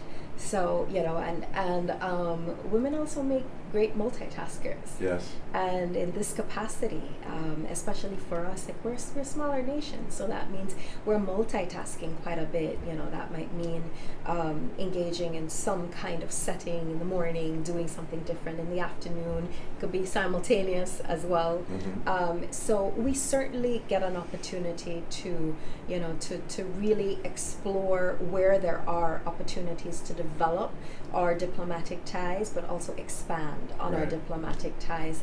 And a lot of that takes place through negotiation, through hard work, through dedication, through love for country. Not to take away from the men, but I think Right. women do a great job at that. Right. And I won't mention names, but I have interviewed other diplomats who are going to an event, doing like a Zoom call with their parliament or Congress in the car to another event. Of course. And I can't believe it's only since August, because we've seen you so often at events, and I do follow all of your social media. But again, Kato does keep you busy. They've got so many events. And I find there are things like with putting the ads on the bus, and it's something that's coming up in this series where it's talking about cultural diplomacy, which I think Right. the schools are great. Right. If you get in there and you read a story to kids, they'll know who you are, they'll find you on the map. Kids are very curious, they want to know where Taiwan is, where's Correct. your country. Correct. And it's almost like teaching them history in a certain way, right? Right, It's right. just adding to whatever history they're also learning in the classroom via the traditional textbooks and so forth. Really, I think that in this sort of capacity, our role is to be able to really show why we are allies, Right. And there could be many aspects of that. And through that ally path, our goal is to build relationships, Right. also continue to expand on these opportunities. One of the areas you talked about, culture and education and so forth, one of the areas that we've been talking about and actually starting to carry out is I call it academic tourism. Right. So, doing the elementary school activities and presentations, also at the high school level, at the university level, also through the organizations, like, for instance, Chambers, Right. and also SCAL, which is a group of travel agency and a global organization, Yes. actually. There's other things that we can do as well. So that academic tourism is just a complement where it's really taking what you've learned here and connecting with the folks that you've learned here and encouraging them to look at academic opportunities that can expand and develop upon their educational experience and academic experience to also travel to Belize. Right. So in essence, envision the concept of, you're at a university here, you get to study abroad and go to Belize, right? And you get to explore where those opportunities are, especially if you're in the area of agriculture or archaeology or marine biology or sustainable development. Yes. Because Belize is very well known for its principles and a good balance between economic development and sustainable development, right? A unique country in that sense. So if you're looking to expand upon those opportunities, you can do that. You come back, and so you are not necessarily only hearing from persons like myself about what Belize is. You get to experience that. You see it firsthand. And another topic that's come up in these discussions is maybe some things that are more important to women as a whole, like education for women, healthcare, childcare. And what do you feel about that? I'm glad you brought that up because female empowerment is a powerful thing. Yes. Right? Statistics continue to show that when you empower a woman, you're not only empowering that woman, you're empowering the family. Yes. That means that the likelihood of those kids becoming successful members of the society and community is increased. Right. It also means that they are going not necessarily from an academic end, but it also means happier existences, right? So ultimately, they live healthier lives, right? We all have to remember that, and so again, those are further examples of making sure that we empower women. Again, not to take away from the men, because I'm a believer in balance. Yes. So anything that's off balance is going to be not good. Right? And studies continue to show that we're still not fully balanced. There is still a need to kind of bring up women in many areas. There are a few exceptions to that rule. So if we can try to find that good balance and empower women to become entrepreneurs, to go out and be able to explore the opportunities, and it doesn't have to be an entrepreneur. They can go on, further their studies to go and work for a big company. There's opportunities there, and we don't want to pass those up. In fact, the female empowerment programs are some of those that we really enjoy. I know my CEO back home, CEO Mai, she absolutely loves those programs because we see how effective it is and how it changes lives. So it really is a great example of a fast track to improvement in people's lives. And that's the other thing, right? When you're doing projects, you want to see the successes, you want to see the difference. And some of them are more, they're for the long game, and then some of them are for the short game. And in many cases, those are the short game examples. And it's tremendously fulfilling. It's also tremendously impactful. I'm also a Rotarian, so those things are very near and dear to me. In fact, I actually did a project that was supported by the Taiwanese embassy long before this role came up, and before it was even in my mind actually to get this. It was called the A Project, which was Aspiring Women Entrepreneurs. So it was where we identified female entrepreneurs across Belize. We brought them in, we did training with them to capacitate in marketing, finance, et cetera, research and development. And then we actually filmed them. So it's a part of this sort of promotional opportunity. Filmed them through the process of them learning and introducing their products. And then they had to go into a competition where we wanted to see how they would expand their skills in marketing and finance. Of course, finance was the most difficult one, right? But the aspects and the exploration into marketing and the diversity, where you could see how something that they had so much hesitation for, like creating a social media page, by the end of that that time they had a social media page, they knew how to use it. Right. It was incredibly exciting and fulfilling, and that was a wonderful project, and we actually are hoping to be able to get that repeated in Belize at some point in time. But that was a joint effort, again connected to female entrepreneurship, and very effective. Sounds wonderful. Yeah, it was. So you jump over an obstacle, you don't stop at an obstacle. Correct. And that's life's path, right? Yes, You yes. got to get through the hard times. Yes.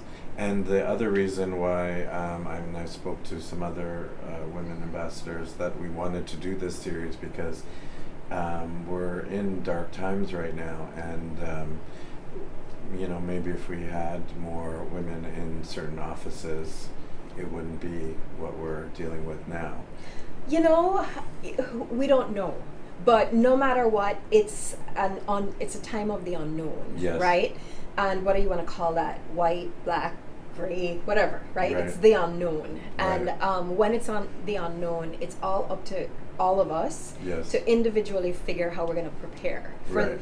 for the worst case scenario while hoping for the best case scenario. Right. And so you need those skill sets, right? With multitasking and negotiation and thinking going- outside of the box, right? Going above and beyond. Right. And I'm a firm believer that a mix of I'm a team player person, so I firmly believe that if you're able to sit around the room, relatively speaking, as equals, right, with everybody open to the concept of somebody else, you're probably going to get the kind of result you're looking for, Right. If it's open-ended, if there's an allowance for different opinions, different aspects of things, you're just going to dive through more scenarios that will help Right. you get through the unknown. Exactly. Right? So it just makes sense from that front.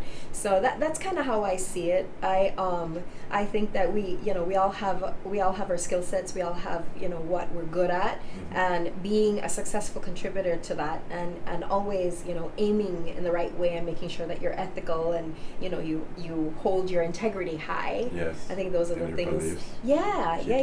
Keep them pure. Correct. Yes. Keep them in the good direction. Yes. Then most certainly you're gonna succeed, or you're gonna find your way through, even if it's not gonna, it's not everything that you want to get. It ultimately will get you through. Well, we want it to move a bit quicker than it has been. So we all do. Yeah. So we've been saying that also for this series, we want to encourage more women to get into government, into politics, into diplomacy. Right. Because there are gifts and strengths that women hold. Agree. That can maybe, and then once we have more of a female base, Right. then there's changes that are more. So what's Right. coming up now is daycare and Right. education for women. And You brought up a very powerful thing, and it really is like that diversity factor, right? Because if you have more women in that audience, you're going to be addressing female-oriented problems and challenges Yes. that are, key to societal development, Yes. right? I know that that in various countries, in our country, we've identified that women at the age of 30, closer to like 35 into their 40s and so forth, you see that there's a change, because that's when they're starting to have babies, right. and in some cases, and that's where the female empowerment projects are coming in quite a bit as well, because just as they're in positions where they in their minds they have to make a decision between work and their family life, Right. they have an alternative where they can do their own type of work and do so from home by being an entrepreneur. Right? Because oftentimes that balance between that is very, very difficult, and Yes. most women will choose their families Yes. over the work environment, even if it means financial challenges. Yes. Right?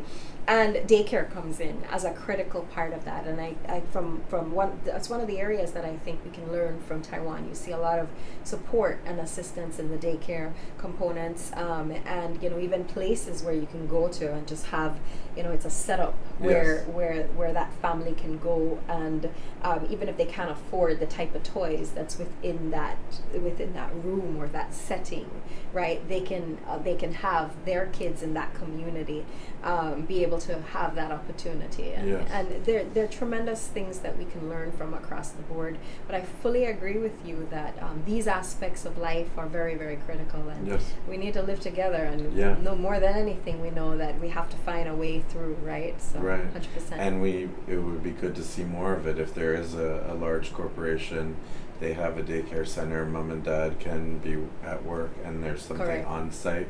You don't have to worry about driving or getting there. So we're on agreement that women in diplomacy are powerful, and we'd like to see more. 100%. I think women in diplomacy is here to stay. Yes. And most certainly, I think that there's a lot more that we can do. Yes. And as you quite rightly said, as we see the successes that are coming out of the examples, if you look at the pure statistics, so most certainly we're hoping for more. Yes. I'm actually the third female in a row ambassador here from Belize. I'm very proud to say that. Wonderful. Yes. So I can't believe it's been like less than a year, because I do see you so often. But thank you for your time. Thank you. Thank you for adding your voice to this series. And if you're looking for a great place to go for a winter vacation, we always say try something new, try Belize. Of course. Yes, most definitely. Belize is a beautiful country, warm climate. It might be far away, but I'm sure the memories will make it worth it nonetheless. And I just want to say happy Women in Diplomacy Day as well. Yes, thank you. To whether you're a diplomat or not, wishing you a happy Women's Day. Thank you so much. And we will be back with more interviews with more women in diplomacy.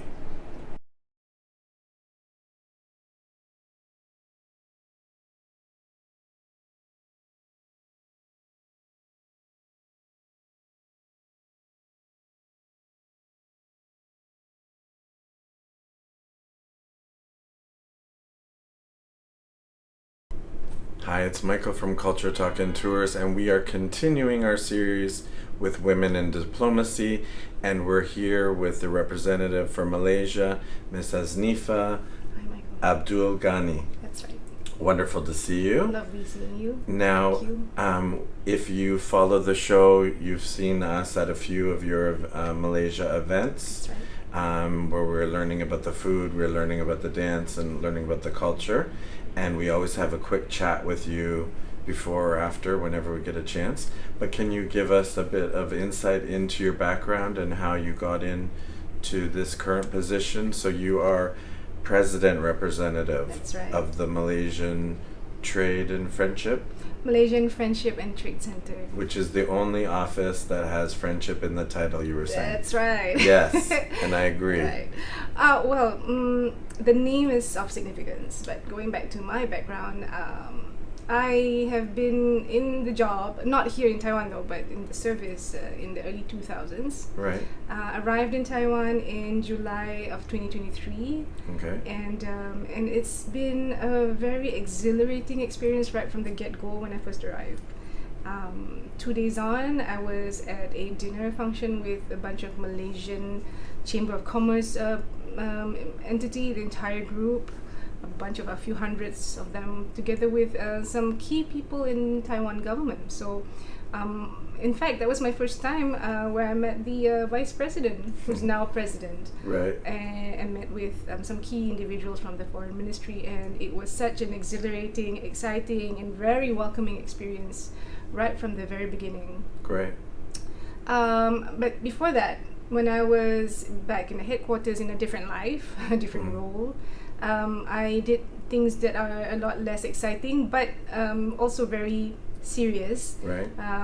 Dabbled with some key issues in the multilateral fora, dealing with mostly UN entities, dealing with issues on the environment, economics, sustainability, SDGs, It's a totally different ecosystem, a different world Right. dealing with policy-related issues, and how now that I'm here, all those things that I've experienced, being deep dived right into all the processes in the multilateral fora, I actually see those things in action here in Taiwan, Right. and it's interesting because Taiwan is not part of those processes, but how it actually internalizes and put them all in practice, puts many others in shame actually. So they've Right. come a very long way in spite of not having a direct ownership of some of those issues in the global platform, but it does. Taiwan actually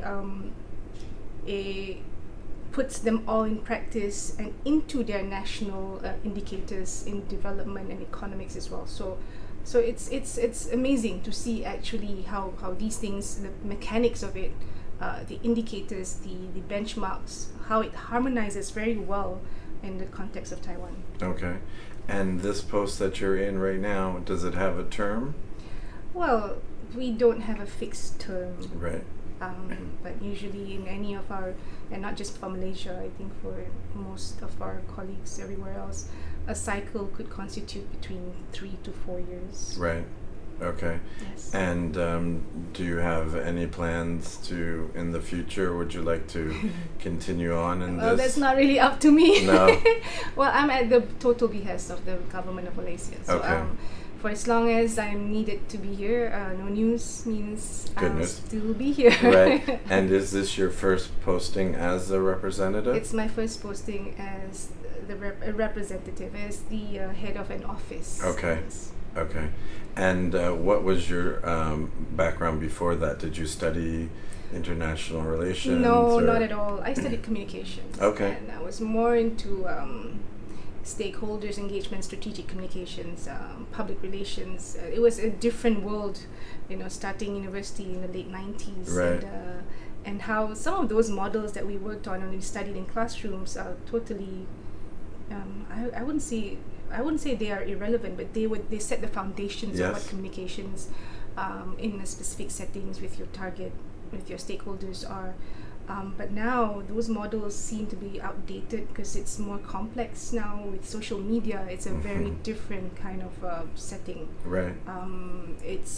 It blurs a lot of lines, and Right. it's disruptive depending on how you see it.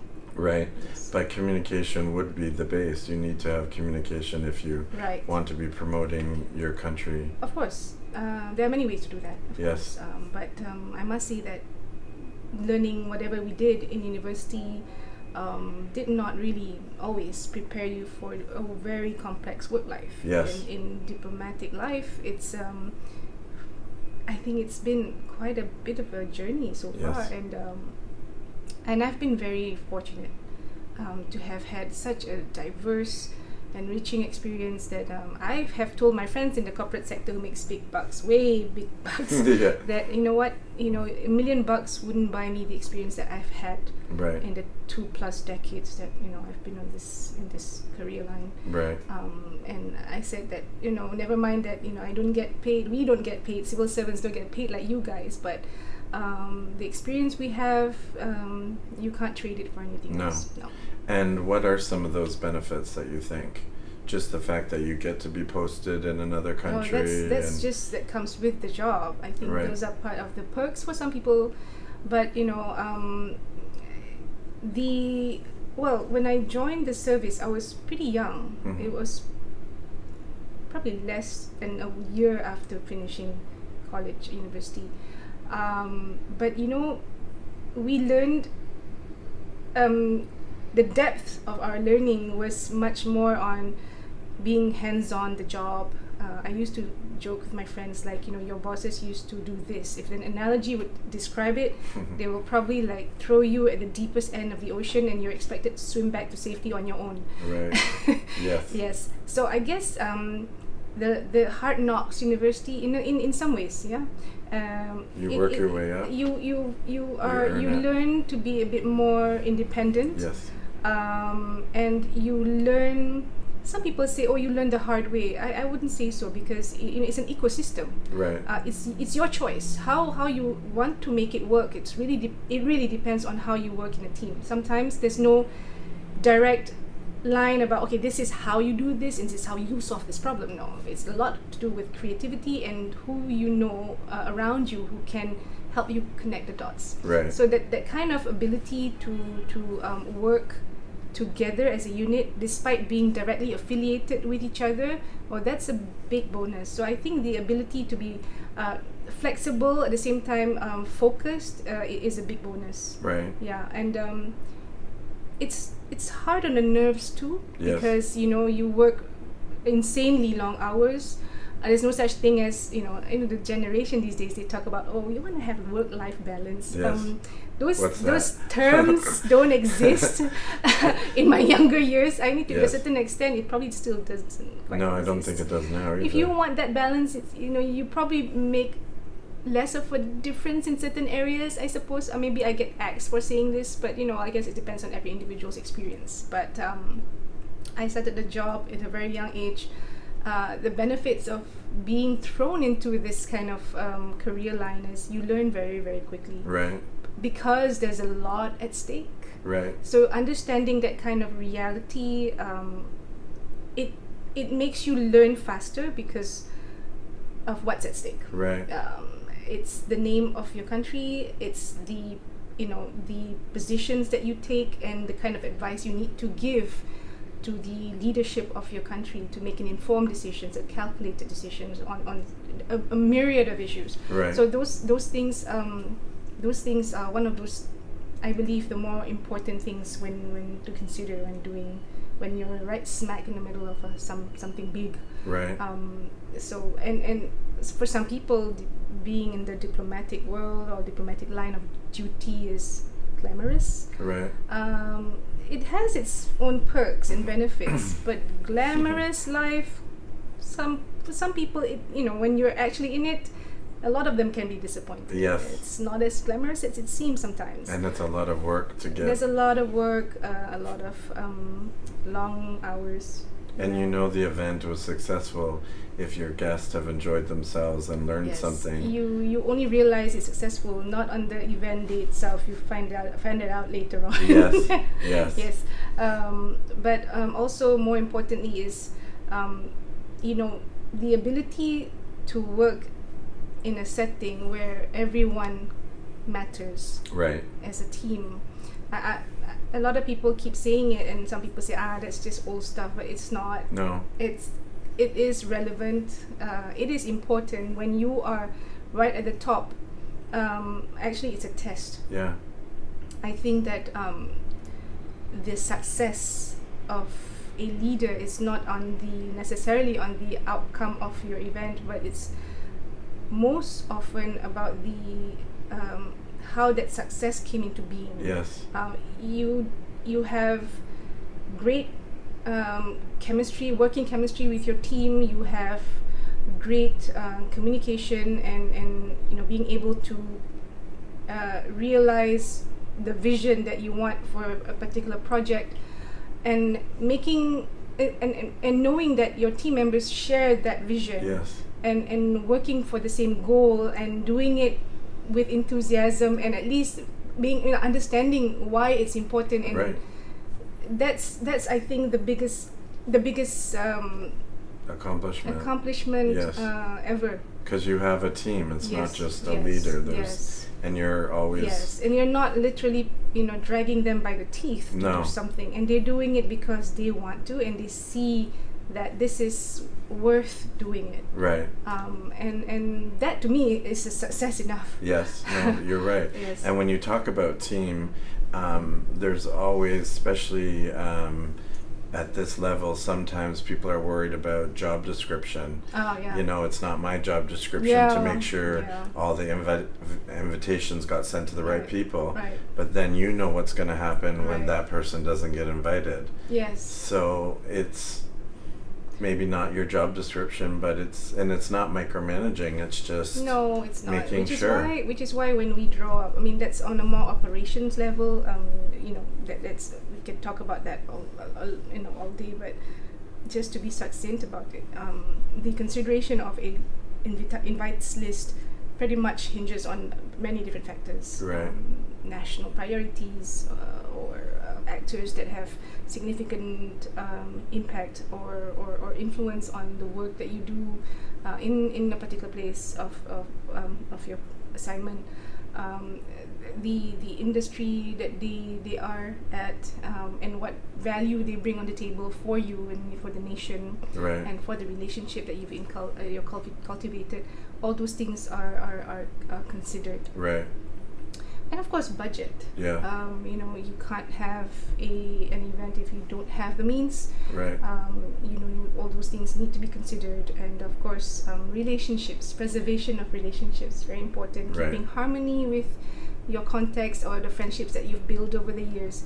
Those are also considerations. So Right. I think that very much kind of determines how we move forward with our guest list, so to speak. And speaking of communication, then people that are working in that section are aware of why this is important and feel Yes. comfortable talking to you about if they're second guessing this person wasn't invited or was, they're comfortable Yes, to yes, you of course. to speak with you about yeah, that's how we typically work. Within our parameters. If there are people that we feel at some point later on, or earlier on or later on, we realize, we've missed someone. I think this is important, and we will have a discussion. Right. It seems tedious, we're going through every single details. Well, it's necessary. It's necessary, yes. Because of the impact it can bring. Yes. We hope for positivity, Yes. of course. We don't want people to feel that we've forgotten about them, and as though our previous engagements mean very little. That's not what it is. But Yeah. it's easy to make mistakes in Yes. invitations. So that's one of the things to also Really focus on. to Right. understand. Yes. We tend to miss out people. Yes. That is something that we have to accept. Right. But I think the key is to acknowledge that there's been an oversight, and we try not to do this kind of mistakes in future. Right. Yeah, depending on the value. You're always trying to get it right. Yes. And improving. Yes. Now, we've spoken about your background and your field here. What do you feel that women can bring to this diplomatic field? A lot. What benefits do you think? A lot. At the UN, there is now a explicit recognition on the role of women in diplomacy, and it's not just about breaking the glass ceiling, Right. but let's go a little bit back in history. Women throughout history has seen different phases of how it has been considered in an ecosystem of life. Right. Depending on whether you're looking at it from a religious standpoint, whether you're Christian or Muslim or Hindu, and the more a religious kind of standpoint. I mean, even in modern day history, or not too modern day history, you've seen how women have always been discriminated against for their apparent weakness and Right. their physique, and The weaker sex. and unstable. yes. Yeah. So I mean, of course, these were all claims that were never really backed by science. But they were merely narratives that were shaped by men. Yes. And men traditionally have always had positions of power, held positions of power, held positions of leadership, and it's something that is natural for the men in the past to have such views. But you see, over time, even women achieved sort of some level of equality. I wouldn't say that in absolute terms. Only in the last couple of centuries, not even 2 centuries ago, where certain countries allow women to vote, To drive. even own property, or to even conduct certain religious passages and rites, without a male companion. So that's very recent. But I think what's becoming a more prevalent mainstream now is that how much value women put on the table because they're women. Right. Women are natural mothers. Right. A nurturing aspect. I don't want to get too academic with that, but I think the most important aspect about women in diplomacy is their ability in what's that word again? It's the ability to have empathy. Yes. More than Maybe the a man would. average man. Right. I mean, I'm putting a lot of qualifications here because I do not want to come across as No. being too extreme on the one hand and No. totally dismissive on the other. But the ability for women to to have empathy exceeds, in most cases, Right. most men. Right. I think women have a certain degree of intuition Right. that sometimes men overlook.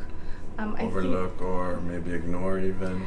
perhaps it Right. can be, you can fill in the dots, Yes. but I would try to take a more logical. I'll try to take a more logical standpoint because I would believe that it's not always fair to put everyone in the same basket. Right. Right. And But maybe better at reading a room. women, that's the intuition Yes. part. Yeah, it's they are more for certain aspects because well, of course it's very very much individual too. Right. A person's upbringing, a person's experience, a person's youth. Right. Maybe conviction Right. can also play a role, but in most cases, women in diplomacy has a special, in my view, status because of what history has demonstrated. Right. And in the UN, in the context of peace and security, it's very very interesting because in not too long ago, the UN came with very specific guidelines and initiatives under Women in Peace and Security, or WPS. Right. I personally was involved in some of the works that Malaysia had done in this context, and Wow. we've been part of some of the discussions within the context of peacekeeping operations because Malaysia is a peacekeeping sending state. Right. Very much in Lebanon too. Right. And we realize that over the years there is a greater demand for women peacekeepers, Right. especially in Lebanon, Right. to provide certain assurances to the local populace in conflict Right. areas. And we find that women in local areas respond better to women peacekeepers. Yes. And that's a huge deal actually. It's worth going deeper into the reasons for that. Women provide that kind of assurances that you are safe. Right. We are in uniform. We have weapons. We don't have any other objectives but to ensure that You are safe. you are safe. Right. The populace is safe. They can carry out their day-to-day activities without worries. So that is a huge deal. It's a Right. huge accomplishment. So it was never really put into motion in a structured manner. Right. But I think over the years we realize as government that the UN keeps telling governments that we prefer more women in peacekeeping areas, especially in post-conflict areas, because of the assurances that women peacekeepers provide to the local community. And a less threatening. Less threatening, even though they're in uniform. Yes. Yeah, less threatening, less imposing, less suspicion. Right. There's always that comfort. Could be a simple smile. Yes, Yeah. not only that, but also like that feeling of comfort that I'm struggling with my child here. I need to feed my child, and only a woman understands that kind of connection. Right. Or a woman needs to do something, but she's limited by strength, and Right. Another woman would be able to understand To help her. To help her. And also, the whole idea of diplomacy is not to downplay women's role, but I think are better at, like, that's what I was saying about reading a room. If you were wanting to discuss policy with a colleague that was just arguing with someone else in government, you could swoop in and just say, hey, sorry that happened, I've got something to discuss with you later. So you've planted the seed that there's something that you want to discuss that's important, but you're not just getting your agenda pushed Right. through Right. because you realize it's probably not going to Right. be accepted, Right. which I think is a strength that women do have. Yes. Yes. I think women are natural. What's that word? Multitaskers. Yes. And you're Yeah. able to Yeah. smooth things over and You're a natural multitasker, which means that you work better under pressure, right. right? Under pressure from family, under pressure from your professional demands, but also while doing that, while continuing to keep the eyes on the prize. Right. Prize here being objectives of your mission, Right. the Your outcome, agenda. your agenda, the Mhm. outcome that you want to influence in a certain way. I think both men and women, they have the same in my view certain aspects of it. They both have the same value that they could put on the table. But what puts women a bit ahead, perhaps, is their ability to be multitask, and by extension, they're more resilient in certain ways Right. emotionally, because they are so used to going through so many kinds of emotional turmoil all in one go at one time, And balancing and so many balance things. that out with Yes. the more normal aspects of life, and depending Right. on how you define normal. So I think that women are built-in individuals that intuitively deliver on their professional duties with care Right. and with purpose, and some of that are by design. Right. It's So- just by nature. Yes, It doesn't have it to do with personality. it can. Yes. It can too. That definitely has a role to That play. would right? help. But yes, but in general, we're talking about how women can shape outcomes in a diplomatic setting. This is just some of the examples. Right. Mm. And as I've discussed with other representatives and Mhm. ambassadors, something that we're looking forward to in the future, maybe workplaces that are more comfortable for women, that maybe have a daycare center provided, right? Right. And you're seeing big companies now, I don't want to mention any, but big companies where they have a daycare center. Precious. So you can just go downstairs, pick up your kids, and then go home. Yes, So that's you're able to stay in any workforce. That's most ideal. Of course, I mean that's every woman's dream, especially those with families, Yes. especially young Yes. families. Of course, I mean I've been there. Yes. We've seen how much family pressure, contribute to individual productivity output. Right. It's very intrinsically related. So Right. I think, putting it in a microscopic scale at a diplomatic posting can be a bit harder to manage, because Right. you have different kinds of constraints. Right. But in a bigger scale, when you're in a particular country, your home base, some governments, some countries do still struggle with this. Yes. Not every institution or companies operate in the same way, Right. or have the same kind of resources that they could dispose. By having this kind of balance, those larger companies with that kind of vision, of course, they will do their best to find that kind of balance Right. for their employees, female employees. Right. And you're not just limited to creches. You're talking about facilities for women who had just come out of maternity to nurse or to Right. pump Right. milk, or facilities that would administrative facilities that would allow people to clock in by a certain time and have a more flexible working hour. All those things are definitely something that most people struggling with a young family or transitioning from a family that's growing up and that's growing, that would definitely be helpful. But unfortunately, not all workplaces are No. being made the same. So, and I think what's important is to continue the discussion, to have this discourse and this awareness. You can't state it more loudly. No. Awareness of this.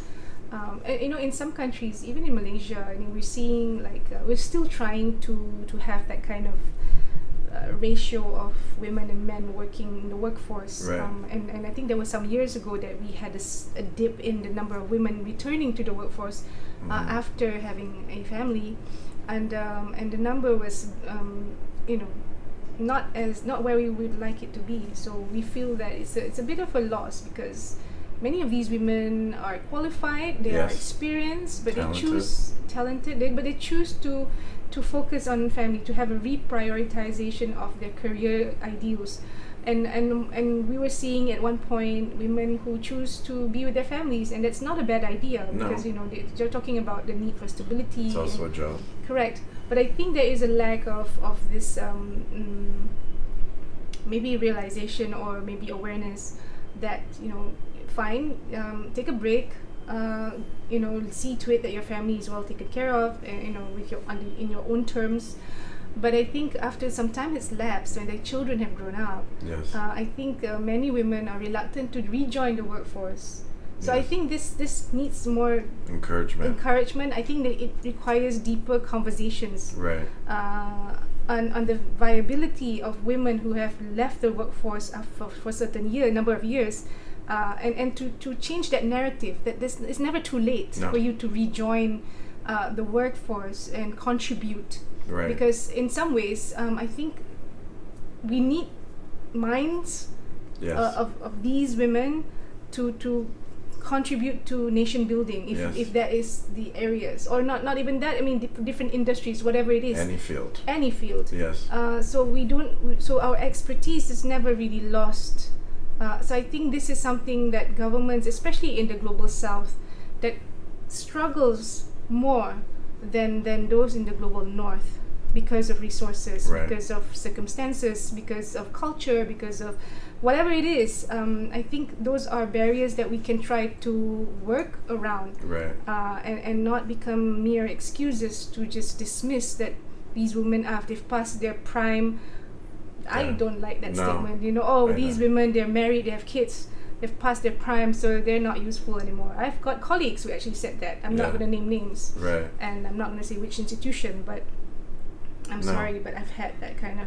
And we need to encourage them to come back and make it easy and comfortable for them to come back. Well, to make it comfortable can be a bit difficult, but to have that transition, to allow women to have that choice. Like, look, you can take a break from your job, a part-time position, and or take unpaid leave, or for a while, or take paid or half paid leave, half paid leave, and come back when you're ready.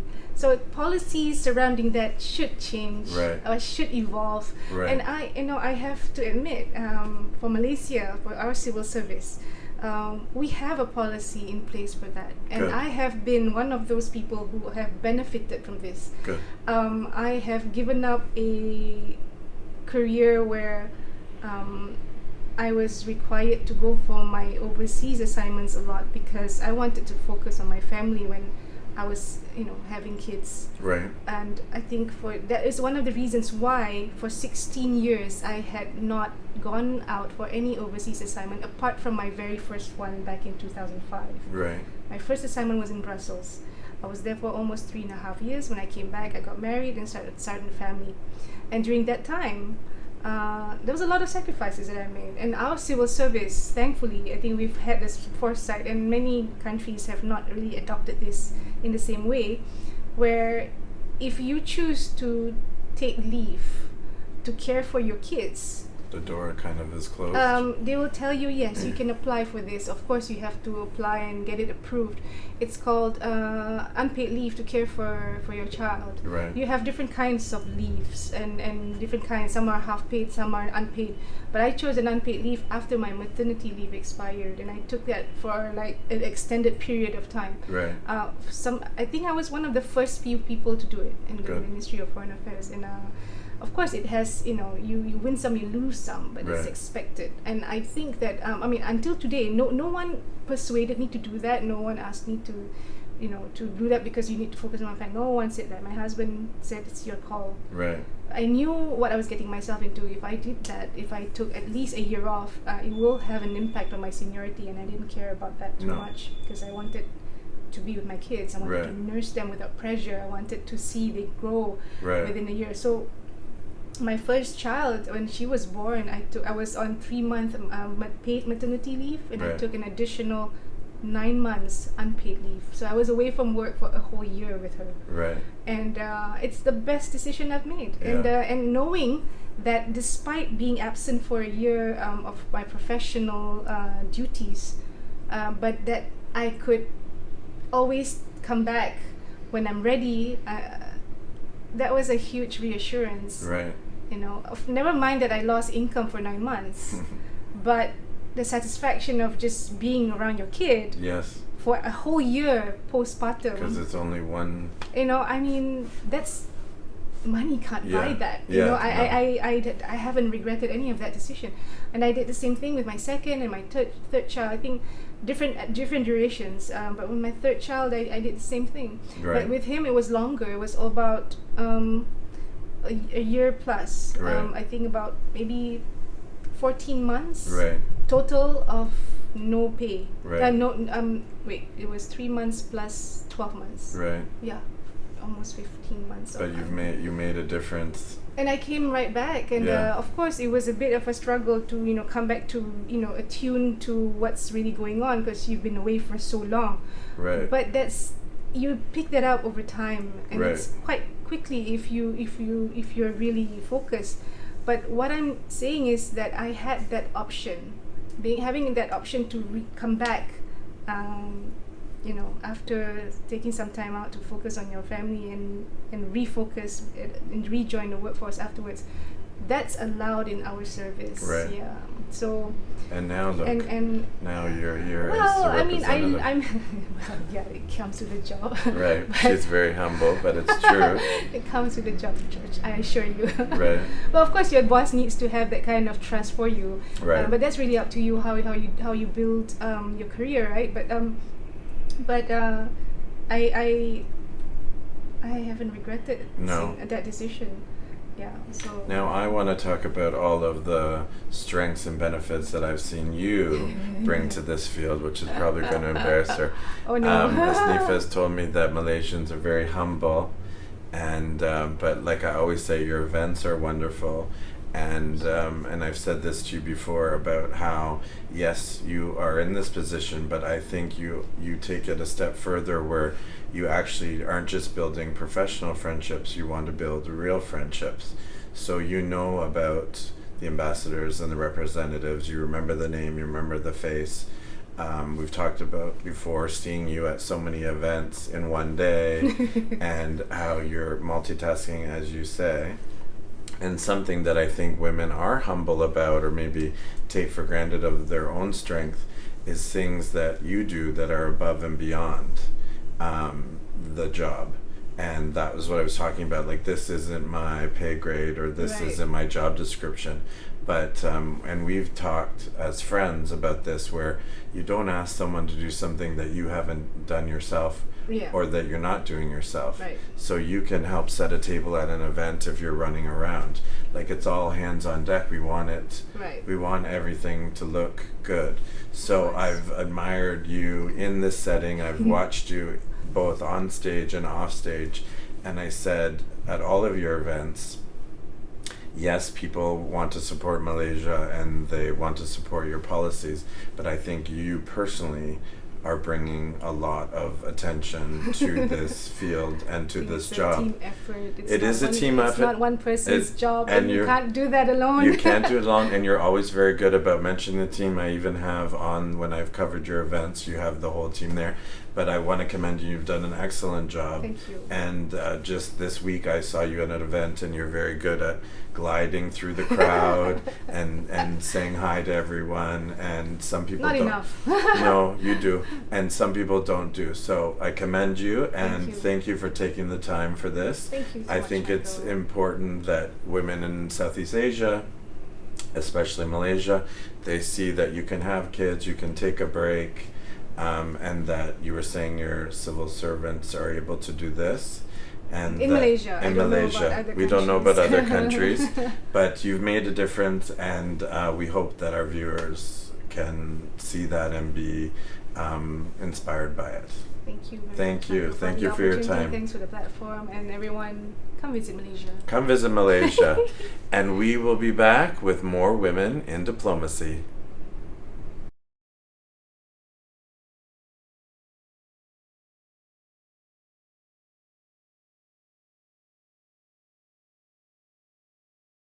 Hi, it's Michael from Culture Talk and Tours, and I'm here today in Taipei City, Taiwan. We are continuing my series, Women in Diplomacy, and we have a friend of the show and my friend, Ambassador Kattil, from the Republic of the Marshall Islands. Ambassador, always a pleasure to see you. The pleasure is all mine. Thank you. And thank you for taking the time to discuss this important topic. Now, we see each other often at events, and I do know a little bit about your background. But can you tell us how you got into this field and what made you want to be an ambassador? Well, I've been a diplomat for over 20 years, close Right. to 25 years this year. And basically, a short answer is that I wanted to serve my country. Right. So I went into the Foreign Service, worked different positions in the Foreign Service. In 2023, I was appointed the ambassador. Prior to that, I was the Secretary of Foreign Affairs Okay. for 4 years. And prior to that, I was in Taipei. Okay. In 2016 to 2019, I served here as the Deputy Chief of Mission. Okay. So I'm a career diplomat. Right. So been, going on to 25 years doing this work. Okay. And is this the only post that you've had is in Taiwan? Or have you been... Full-time posting, yes, Taipei. This is my second tour of duty in Taipei. Right. Now as the ambassador. I've served in other overseas missions on temporary basis, like Sharjah, during times when there is no ambassador at those posts. Okay. But full-time at the Foreign Ministry for over 25 years. Several posts I was in. The last one prior to my tour of duty, my first tour of duty in Taiwan, I was the Assistant Secretary for the Bureau of Bilateral Affairs for over 10 years. So that bureau within the Foreign Ministry oversees our relationships with all our diplomatic allies, with the exception of the United States. Okay. So prior to my tour of duty in Taiwan, I was already involved with our bilateral relationship with Taiwan. So I had a good background and knowledge into the bilateral relationship. Right. And it was easy to come back. So it was a very good, smooth transition. Yes. When I was initially posted here as the Deputy Chief of Mission to support the ambassador at that time. Okay. And how is your system run? Some the ambassador is appointed by the government, some it's social service. Yeah. So just position. like any other foreign service, there are two types of ambassadors. There are political appointees that Right. are normally appointed by the president or the administration that's in power at that time. Right. And then there are those of us that are foreign service who are already within this public service system, Okay. working at the foreign ministry, Okay. which is what I was. Okay. What I am. What you are? I currently am, yes. Okay. So the president doesn't appoint? The president and cabinet still appoint career diplomats. They Okay. appoint all ambassadors or heads of missions. Okay. It's just there's two classifications. So if I were to be recalled or if I complete my tour of duty, I go back to the foreign service because Okay. I'm part of the public service system. And I'm a career diplomat, so I work at the foreign ministry. Okay. Career political appointees, whereas political appointees, if they are complete their tour of duty or are recalled, they're no longer with the government. Okay. 'Cause So it's just that term. Yes, just that term. Okay. Now, for this position that you're in now, it's a little bit special because I understand you also have a duty for Japan? Philippines. Philippines, sorry. Yeah, I'm cross accredited to the Philippines. So Okay. I'm the non-resident ambassador of the Republic of the Marshall Islands to the Okay. Philippines. So I oversee our relationship with the Philippines. As Okay. well. Because I saw a picture of you giving your papers to the president of the Philippines. Yes, I presented my credentials as the non-resident ambassador. Right. And so is there any kind of office there or everything? No, normally the office is the one where I'm based at. Right. But I do try to engage. This is recent, my appointment. When my government appointed me, they assigned Philippines to me, but it's official now that I've presented my credentials to President Marcos Jr. Right. And so we're starting those engagements and hopefully get acquainted and establish those rapport Right. within the government and the society there. Right. And so I'll be going back and forth. Because you just were there a month or so ago? Or Yeah, a couple. just earlier this month, a couple of weeks ago, I was Right. there. Okay. And so you'll continue to do that? Yes. Okay. Try to And maintain those and is that normal to have two countries that you're taking care of? Yes, it's normal for countries to have ambassadors be cross-accredited Okay. to other countries, especially within the region that they're based in. Right. And so we have 3 embassies in Asia. Right. But right now, the ambassador in Japan and they've allocated some of the countries in Asia Okay. between the two of us. Okay.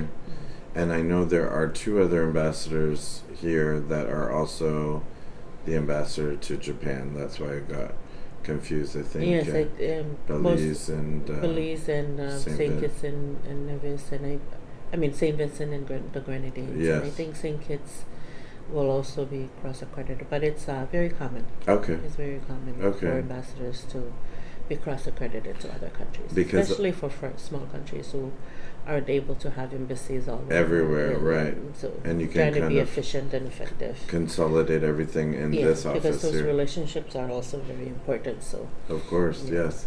Because I hadn't seen you in a while, and then I just see you giving your credentials to that president, and everyone was saying congratulations, and I wasn't sure, so that's why I sent you a... yeah, some people were saying we miss you, and we're sorry we didn't get to say goodbye. But Yes. that's me presenting my credentials as the non-resident ambassador. Okay. Now, different countries have different terms, anywhere between 3 to 5 years. Mhm. And what's your country's term for this position? Well, it's at the discretion of the president and cabinet. Okay. Some ambassadors may serve more than 4 years, which is the term of a government, Right. or some ambassadors are recalled after the 4 years, which is normally the political appointees. If there's a change in government, you probably see political appointees Yes. being switched out. Yeah. Yes, okay. And what do you see for yourself for the future? Would you like to continue on in Taiwan? Would you like a post in another country? Well, I ultimately would like to continue serving my country in whatever capacity they see fit. Right. My term here has been 2 years. I hope to continue to advance our priorities here and promote the strengthening of bilateral ties Right. for the next few years, or for however long my president and the cabinet deem necessary or Right. appropriate for me to stay. Okay. But as long as I'm here and as long as I'm in whatever capacity I will continue to serve my country to Good. the best of my ability. Good. Now, the main topic of this series is women in diplomacy. Mhm. And what do you feel that women bring to this field? Some strengths that they have. Now, we're not bashing men or saying, we're just saying Mhm. as women, they can. Well, women, they have certain characteristics and values that they all have. They have empathy. Yes, that word is coming up. Yeah, they're mothers. Yes. Their daughters. So we bring unique voices, not just from the female, but also the vulnerable people in our society. Yes. We bring we bring the voices of the mothers, but also the children, the youth. Yes. And so I think that's something that's unique with women leadership. is we're our thoughts and our principles are all encompassing. Right. Yeah. And then maybe some issues that are more directed for women are getting attention that maybe. Yeah, when women are on the table, and then they bring the voices that are not normally heard Yes. around the table. So it's important that the women have a say, because they, like I said, they bring the voices of the women, but also the children and youth and the most vulnerable people in the society. Right. And we've been talking about cultural roles, just where, you know, women are mothers and that they are able to juggle a lot of things Yes. at once. So this old kind of stereotype that oh, you don't want a woman in power, she's too emotional, I don't see that. I see kind of more clear-headed. I don't see women losing their temper as much as.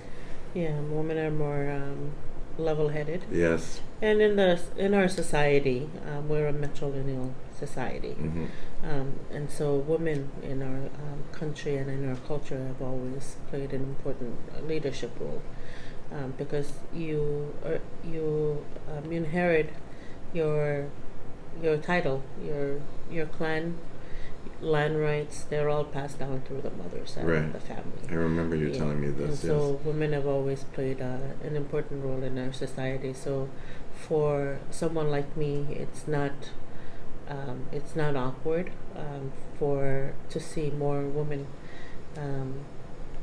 wanting to take part in all levels of government. Right. Yeah. And we've been discussing with the other ambassadors and representatives that the more women that are in this field, the more progress that is being made. Yes, and we can see that with our president, President Hilda Sihaini. As you know, when she was elected during her first term in 2016, or prior to 2016, she was the first female to be elected head of state in any sovereign country in the Pacific. Right. And we did see a lot of progress. She made some decisions that others would have said were maybe political suicide, for lack of a better word. But I think she had that bravery and the confidence that was needed to move forward with those reforms that were needed. Yes. Yeah, but not easy. No. Yeah, and I think that's what women bring to the table, because when they're thinking about how a country should, where the path that the country should take, they take into consideration how it impacts livelihood of the people of the country, as opposed to perhaps looking at what's politically safe or what worked before. Let's continue. Yeah, and so Don't women rock have the always boat. been women. I've seen are not afraid to ruffle feathers and shake up the status quo if it's not working. Right. Yeah. So we were discussing before, I think your country is the only country that I'm working with that does have a female president. So that could be some topics, women's health, childcare, that would be more important to her than, say, her predecessors. Yeah, even prior to becoming president, she was very passionate about women empowerment and women's rights, and children and youth. Yes. And so you see in the policy that she's taken on board. And so that continues to this day. There's been a lot of progress in terms of the promotion of women, not just in projects, but in policies and legislations that we've passed. Right. Yeah. And a theme that's also come up with other discussions I've had is encouraging women to rejoin the workforce after maybe staying at home with children, making it easy, making a leave of absence from your job, so it's easier to go back into the workforce, because we don't want to have a brain drain. We want to have all of these people back in the workforce. Yeah. And we're seeing more and more in my country. For instance, we're seeing more women take up leadership positions in Good. government. And during the last election that we had, and this is thanks largely in part to President Heine breaking that glass ceiling, we saw more women, more in the history of the nation, running for offices and wanting to take part in all governments, Good. Local governments, the national government elections, and this we have more women in our parliament as senators now than in the history of the nation. Wonderful. Yes, and so that's a trend. Although it's still not. When you're talking about equity, there's 33 members of parliament. There's president, Right. and 3 other senators that are female, if I'm correct.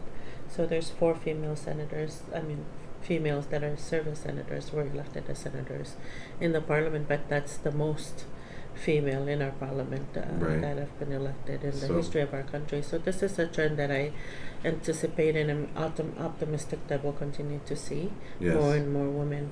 I think more and more women realizing that they have a role to play and their contribution and their voice matters, Right. and that they it's no longer appropriate for them to take a backseat role in Yes. when it comes to driving the path, leading the path for our nation. Right. And just yesterday evening, I thought it was so interesting because it was you and the Ambassador to Tuvalu. Mm-hmm. And is it charge d'affaires for Palau? The lady? Yes. No, she's another Pacifica lady Oh. that lives and works here. Oh, okay. She's married Okay. to a Taiwanese that she lives here. Because we're waiting for a new Palau ambassador. I'm not sure. I think the ambassador Okorum is still here. Right. Yeah. he's Okay. still here. So we've got 2 females out of our Pacific nation. Mm-hmm. And something else that I think that women can bring is you're more likely to wear a crown out of all the woven things or the jewelry, Mm-hmm. whereas men kind of stick to a suit and Yes. I think it's always more interesting. Now it's my turn to brag about you. Goodness. What I find, knowing you, one of my favorite things I admire is that when you talk about the student, you always say "my kids." Yes, I do. So she has a Christmas dinner for them. Mhm. You have an amazing student association. Thank you. And I'm proud of them. Yes, and shout out to Dexter, the president of the student association. Very polite, very helpful. I've never been called sir more in my life. But I love how you take care of everyone. You want to have kids at the thing, how you all have the costume every year, the dress matches the guy's shirt. Mm-hmm. And I just think it's great that, and we've talked about this before, where your events are very family oriented. They're not so stiff and formal. And I think it's refreshing. And that's probably why they are so big and well attended. Yes, and it's coming up in May, so we have to start the planning. But I thank you for that.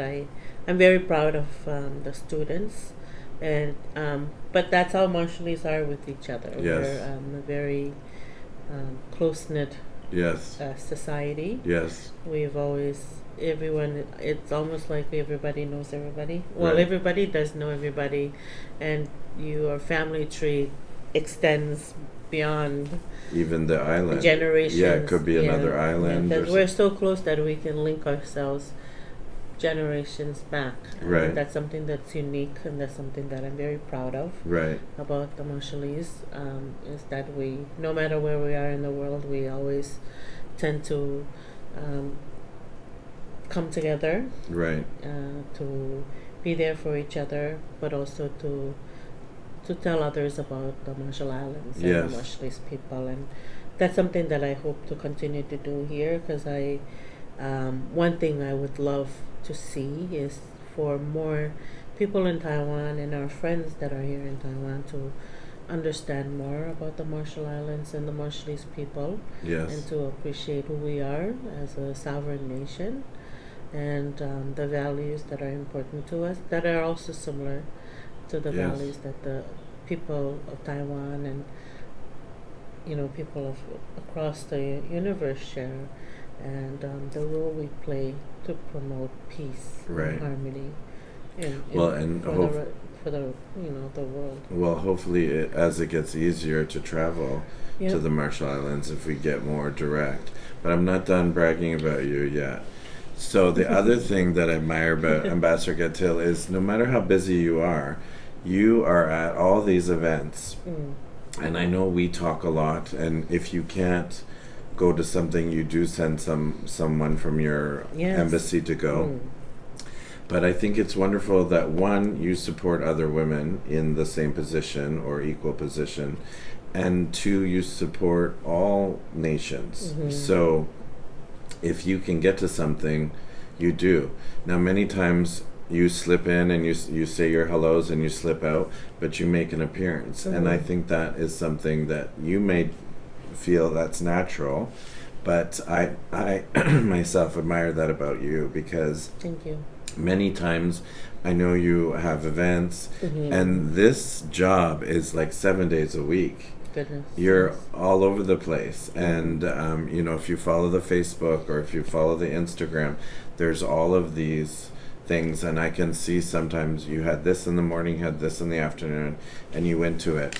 And the only reason why we had to reschedule this meeting today is because you weren't even in the country. Yes. So I apologize. No, for that. no, I knew that you were busy. So I have always admired that, where if you can go and you're physically in Taipei, you go to something. And I'm not the only one that has said this, that they appreciate the people that do show up for people. And again, we were talking before about how your event was so huge, and you were saying, oh, maybe it's too big.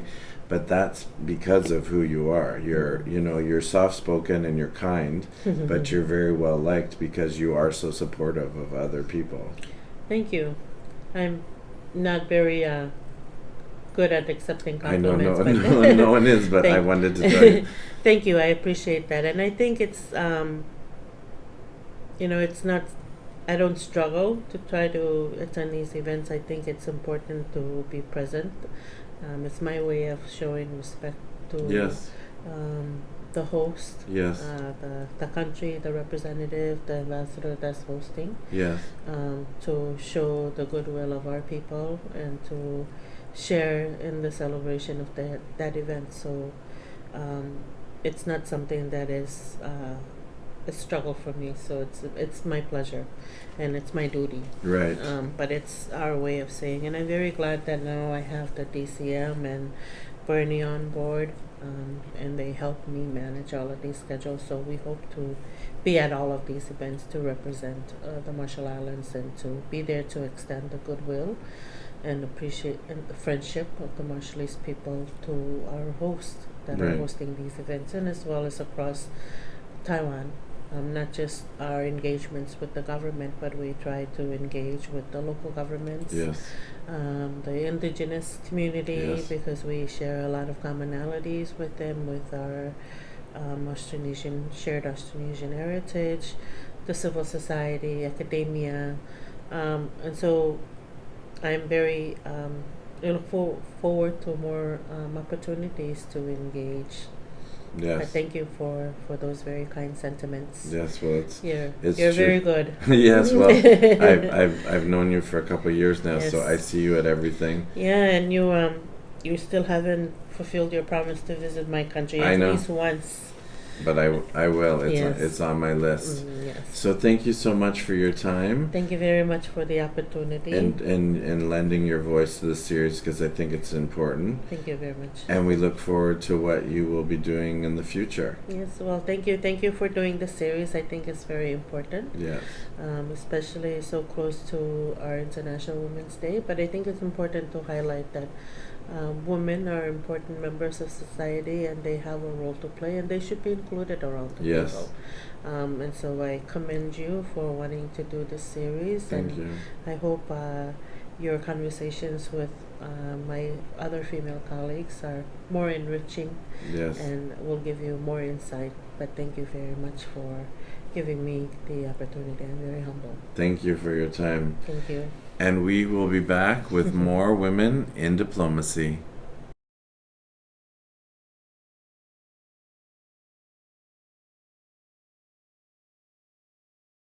Hi, it's Michael from Culture Talk and Tours, and I am continuing my series, Women in Diplomacy.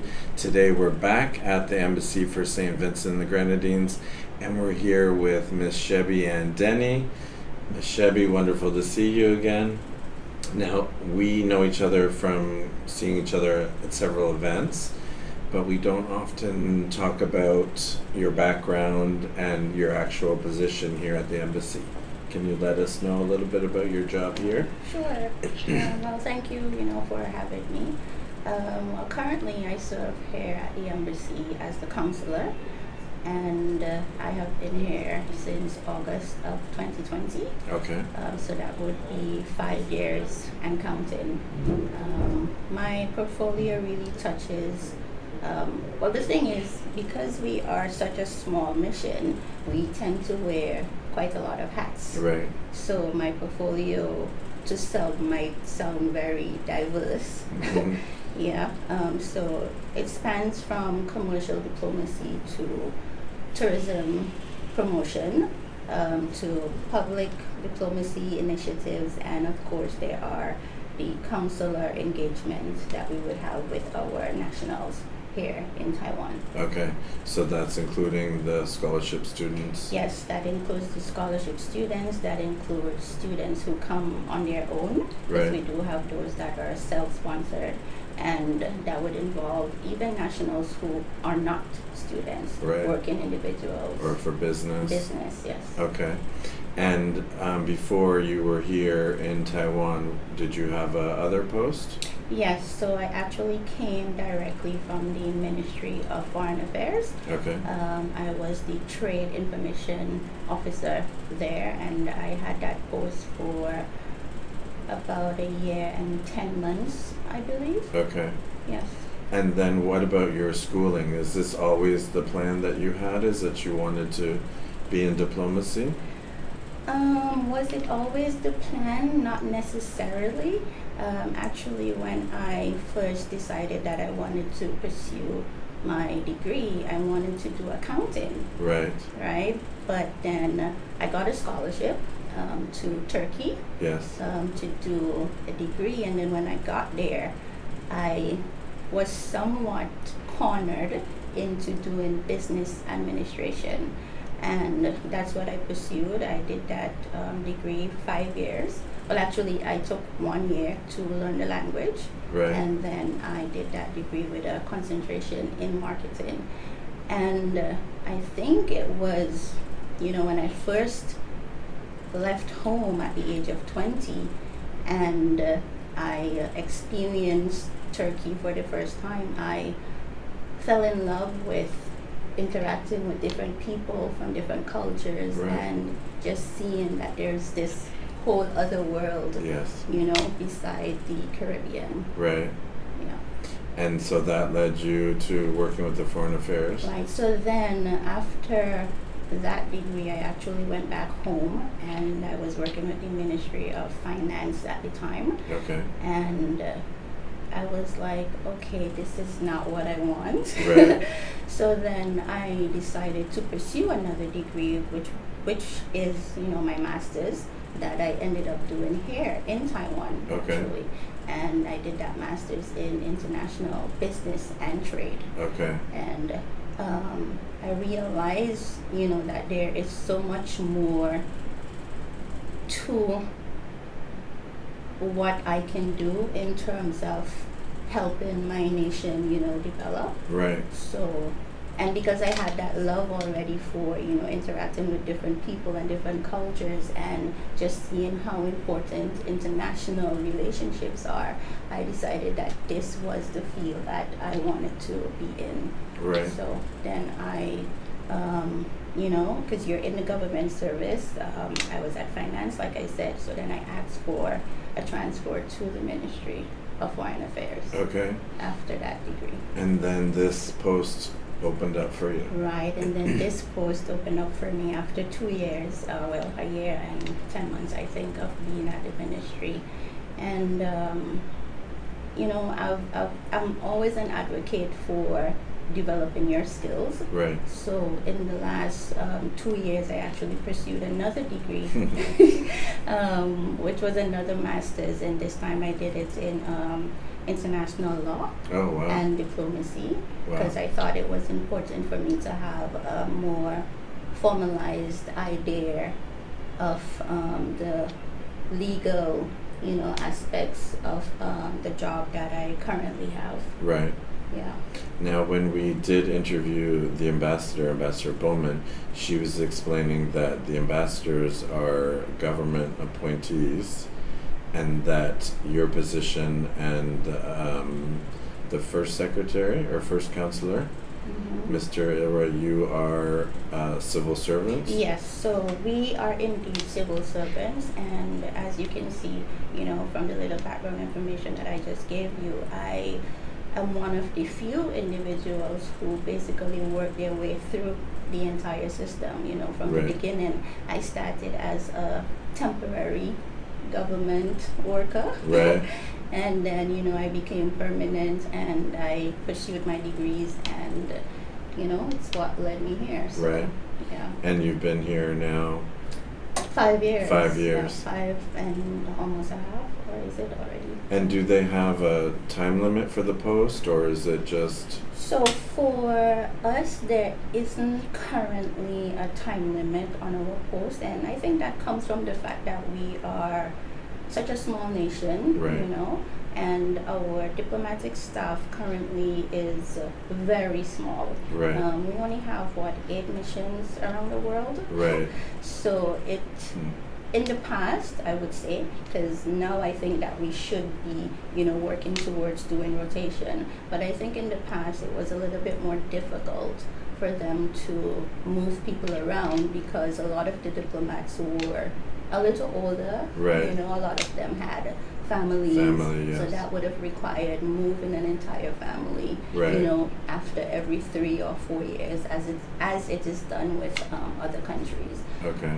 But I think because now a lot of us are a lot younger, Right. and the world is so much more connected now. Yes. I think it's a lot easier, that we can start doing those rotations, because I think that having the experience and the exposure from, different areas of the world, that an individual would become even more capable Yes. of, doing their job, especially within this field. And if you join a new embassy, it's new eyes and It's new eyes, New it's a eyes. new perspective. Yes. Yes. that can help with the team. Now, do you have like a 5-year plan for you after this position? Or you kind of day by day? No, I tend to think that I'm a very prepared person. I like Right. to plan. Right. So I do have, a 5-year plan on where I would like to see myself in the next 5 years. And that would definitely mean that my tenure in Taiwan would have to end Right. within the next year or 2. Okay. So you aspire to move So, up? yes, I'm aspiring to move up and Right. on. Okay, up and on. Yeah. And is it all the way to an ambassadorship, or just maybe first secretary or first counselor? 'Cause- Minister counselor, Yes. that would be the one directly after the ambassador. An ambassadorial position is not out of the question. Right. I think what's more important for me is to make sure that I am in a position where I can influence change, Right. where I can add to the work that will then help to develop, our nation, going forward. So Right. once I find myself in a position where that can happen, then I think that, that's the ultimate goal. So Right. it doesn't necessarily mean that I have to have a position as ambassador. Right. You know, I can be something else. Right. You know, just as equivalent. Right. But always moving But forward. always moving forward. Very, very Yes. good. So that is your background, and I'm glad you touched on Turkey because we always are hearing about your time in Turkey. Mhm. Now, the discussion here today is about women in this field, Mhm. and what do you feel are some strengths that women have that bring to the field of diplomacy?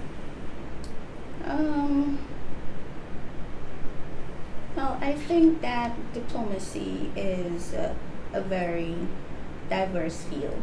Right. You know, it is, I think it's a field where it benefits from a broader perspective. Right. You know, so when you have a lot of different ways of thinking around one table, you know, the more nuanced and the more sustainable the outcomes tend to be.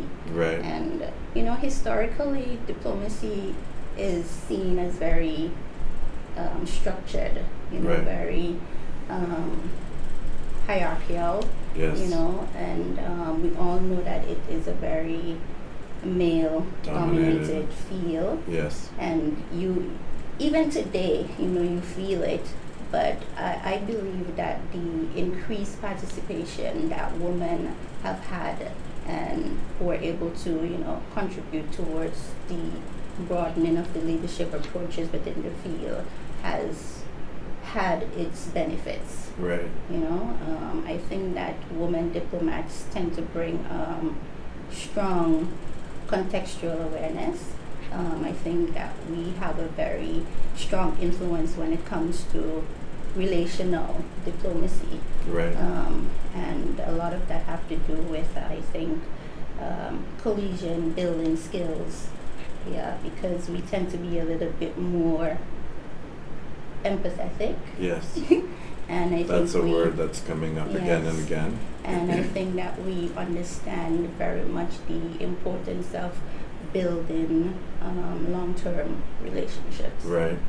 And something else we've touched on is we found that women in this role, in this field, are also better at kind of examining the boundaries of their job descriptions. So if there's something that's not really in their job description, but they will do that. And you've touched on that you have several hats Yes. in this position. And yeah, So I just know that many times when the ambassador is at one event, you and your colleague are sent to other events to represent the embassy. And you know, you may have something else that you're working on, but now suddenly you're on stage. And so, especially at graduation, Yes, graduation. I know you guys, or also when the ambassador is out of country, I see you at many events. Yeah, and that's the interest. One of the interesting things about this job, right? That I like to think that it includes the strategic side Yes. of diplomacy, and then you also have the human side Yes. of diplomacy. So again, with wearing a lot of different hats, you might find yourself one day you are having meetings, you're discussing business, you're discussing opportunities that you know can help develop your country, and then the next day you have to deal with your nationals. You have Yes. to do a lot of student-oriented things, and I think that kind of balance tends to keeps the job and keeps you very grounded. Right. And I think that human aspect of it, that's where you really see the real outcome Right. of your job. Right. And if I were to talk about all of that has to do with soft power diplomacy. And I don't know if you are aware, but I have a real personal passion for cycling. I do. Right? Yes. And interestingly, it seems as if my personal passion for cycling has now trickled over into, my job, and it has somewhat become an informal diplomacy in a way. Right. Because the thing is, I think a lot of people tend to think that when we talk about diplomacy, we talk about, wearing suits and being in all of these business meetings, and you are at conferences and Right. a lot of that. But I think that there are other relationships that could be formed, and a lot of them happen in a more organic, setting where people Casual. just connect very naturally. So going back to my cycling, like this is just me going on group rides. This is just me, connecting with different individuals from different backgrounds. These are professional athletes. Right. Some of them are just doing it out of the pure love Right. of the sport. We have a lot of different professionals, and in those interactions, I find myself talking about my country. Right. I find people are interested in knowing, what my country has to offer, and if there are any opportunities for collaboration. And in a way, this is a form of public diplomacy. Yes. So then and it also falls into the category of tourism promotion. Yes. Because then I'm often like, you need to come to St. Vincent and the Grenadines, you Right. need to visit us. And from my experience here and from being in that cycling community, our embassy have received, donations from the Giant company Right. here in Taiwan, and I think that Giant is one of the biggest, If not the manufacturing company globally. Yes. So Of bicycles. yes, Yes. of bicycles. So that was, very encouraging for me, Right. and it made me realize that soft power diplomacy works. Yes. It Just really you does. and your personality Yes, yeah, and your interest. exactly. Yeah. So it doesn't always have to be official No, and it does not always have to be going to any official meeting. right. Yeah. And so what I wanted to say about what I've observed from Mhm. meeting you at several events, and I said this to the ambassador as well, and that was the question: is this a Caribbean thing, or is this a I'm proud of my country thing? But I always look forward to seeing the three of you at events because and if there are several events on the same day, then you're Yeah, split we're up. split. So you do make a real effort to support your colleagues at other embassies and trade Yes, offices. Yes. And I think that that's very important, especially for us as a small island state. And, here in Taiwan, we are only 3 people. Yes. And we are not just, it's not that we are the only embassy in Taiwan, we are also the only embassy in Asia. Right. So for us, national visibility is hugely important. Right. So when you see us at events and us splitting and making sure that there's a representation of St. Vincent and the Grenadines as much places as we can be, it's because we want to be seen, we want to be heard, we want people to know that St. Vincent and the Grenadines exist. Right. So it's Well, as simple as that. But I do admire that about your team because I know that someone will be there. Yes. I can't remember one event that I've been at that one of your team hasn't been at. So I think Yeah, that and is something. Showing up is very important. It's important to show that you support, these other countries, Yes. and we are here to foster a relationship, Right. and we got you. Yeah. Basically. And all of that is an official event, Mhm. but it's also a chance to have a more personal, casual relationship Yes. with others. Mhm. So I found that with all of the embassies from your region, it is a very outgoing personality. And then the former ambassador was the Dean of Diplomatic Yes, Corps, yes. so that was more responsibility for Yes, this embassy. Yes, it was. Yeah, so you had to go to, A lot more. yeah, Yeah, being the dean, you tend to get a lot more invitations. right, So that would obviously mean, going to much more Right. events. right. and I haven't really followed so many other embassies. I know that St. Vincent has a lot of scholarship students. Mm-hmm. I'm not sure who has the most, but I would not be able to say who No. has the most students. but I know some of the Pacific countries that have very few. Very few, but I think that has to do with, you know, the population Yes. of the countries. Yes. So when you find like one of the Latin American countries that have a population that is, you know, probably close to 1 million, Yes. then their numbers would be much higher than Right. ours, because our population is just about 108,000, Right. you know, people. Right. So, And then when it becomes too big, then maybe it's too much for that ambassador or that Mhm. representative. We don't know. yeah, we don't know, but, No, but I think it doesn't really matter the number. no. The job is really very much the same despite Yes. the number, because if you were to think of our missions in, let's say, New York or Canada or London, they don't have much more staff than we do.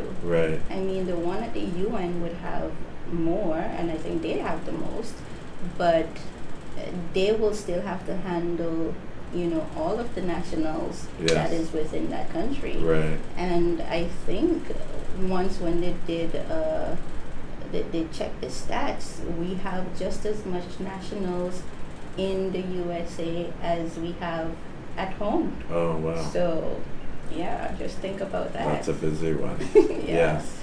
Well, I have appreciated how much collaboration we've had between my show and the embassy, and you know, I will continue to support any event that the embassy is hosting, and I know that working with the ambassador, that also was a huge honor and also a huge lesson for you as well, to see this accomplished woman.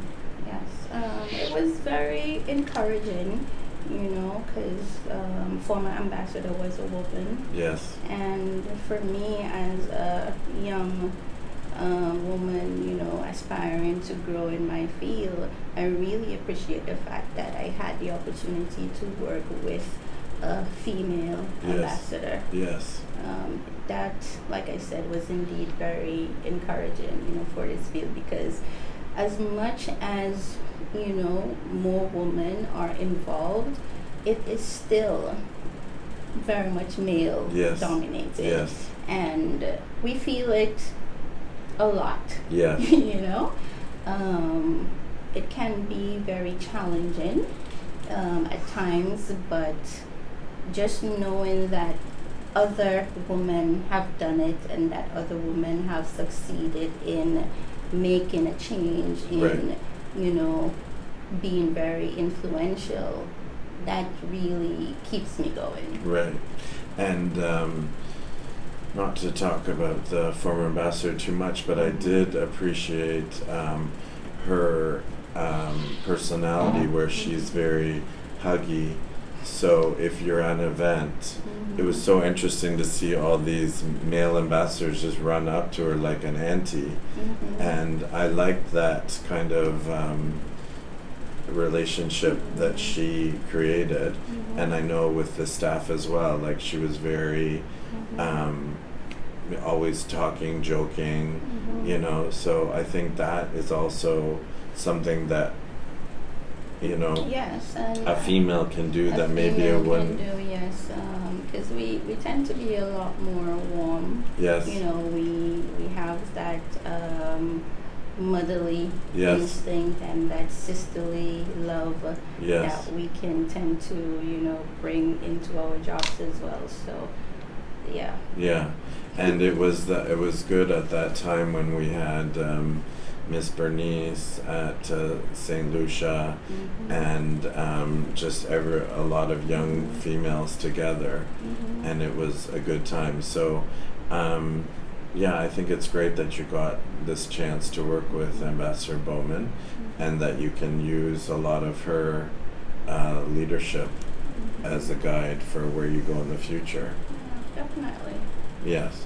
But I want to thank you for your time, and it was important to meet with you because this series is to show all the little girls out there that there's different roles in this embassy, and that you don't only have to head for the top, you've got to work your way up, and you're showing that you have a lot of interest and self-improvement, degree, and like moving forward, which I think is important. So and just how you're able to even accommodate the time to meet, because you realize that people are going to see this, and that it, even if it touches one person, then it was worth it. Yes. And I mean, if I were to, just say a little encouraging words to anyone or any female who is aspiring to, enter this field, I would say that I think that early international exposure is important. Right. I think that whether, you do this through studying abroad, or you find internships, or just get involved with some international program, that will be very helpful, for you. And I think that today diplomacy is very interdisciplinary. Yes. It requires understanding of economics, of law, of politics, of culture, education, communication. Right. It's very diverse. So you don't have to think that when you get into this field you're going to be stuck doing one thing. Right. And it encourages very different types of skills. So I would say, do not be afraid. Right. And, to pursue it, but pursue it with passion. Yes. Because that is very important, that you love to do what you are doing. Right, and represent your country. Yes, and represent your country. Yes. Okay. And that's something that my dad actually always told me, He actually always said that when you leave this house, you are a representation of me, you're a representation of your country, you're a representation of God. Yeah. And when I first left St. Vincent and the Grenadines, that is what he said to me, and I never forgot it. Yeah, it's wise words, because you don't want someone saying, "Oh, I don't like those people," because, and that's what a lot of the students are told here, that you are. Yeah. You are student ambassadors. And they are, because, from my experience, what I noticed is that, and I think that's kind of why I ended up in this job as well, because I ended up having to tell people about St. Vincent and the Grenadines. Right. I mean, I was amazed that people never heard of my country. Right. And I mean, we are so small, yes, I know that. Yes, but then get an atlas. it was also the look of amazement on their faces when they found out that such an island exists. Right. Wow, it's so beautiful, Right. you get to live there. Right. And I was always encouraged by that. So me telling people about my country, I love to see that reaction. Right. And you always have to be able to represent your country in such a way that people will have that, reaction of amazement. And if you're passionate about it, then they see that you're passionate about it. Well, I want to thank you for your time. I know it's a busy transition time, and it looks like we've done a full circle. The first interview was with Ambassador Bowman, the former ambassador to this embassy here. She has since retired. And now we're finishing with you. And it looks like this might be an ongoing series, because we do have other diplomats that do want to be part of it, and it'll be some scheduling issues. But we were going to try to get this either for International Women's Day, or maybe it will be for Women in Diplomacy. So we'll try. But thank you for your time. I appreciate it. And it's always wonderful to see you at events. Yes. And we will see you on the next episode.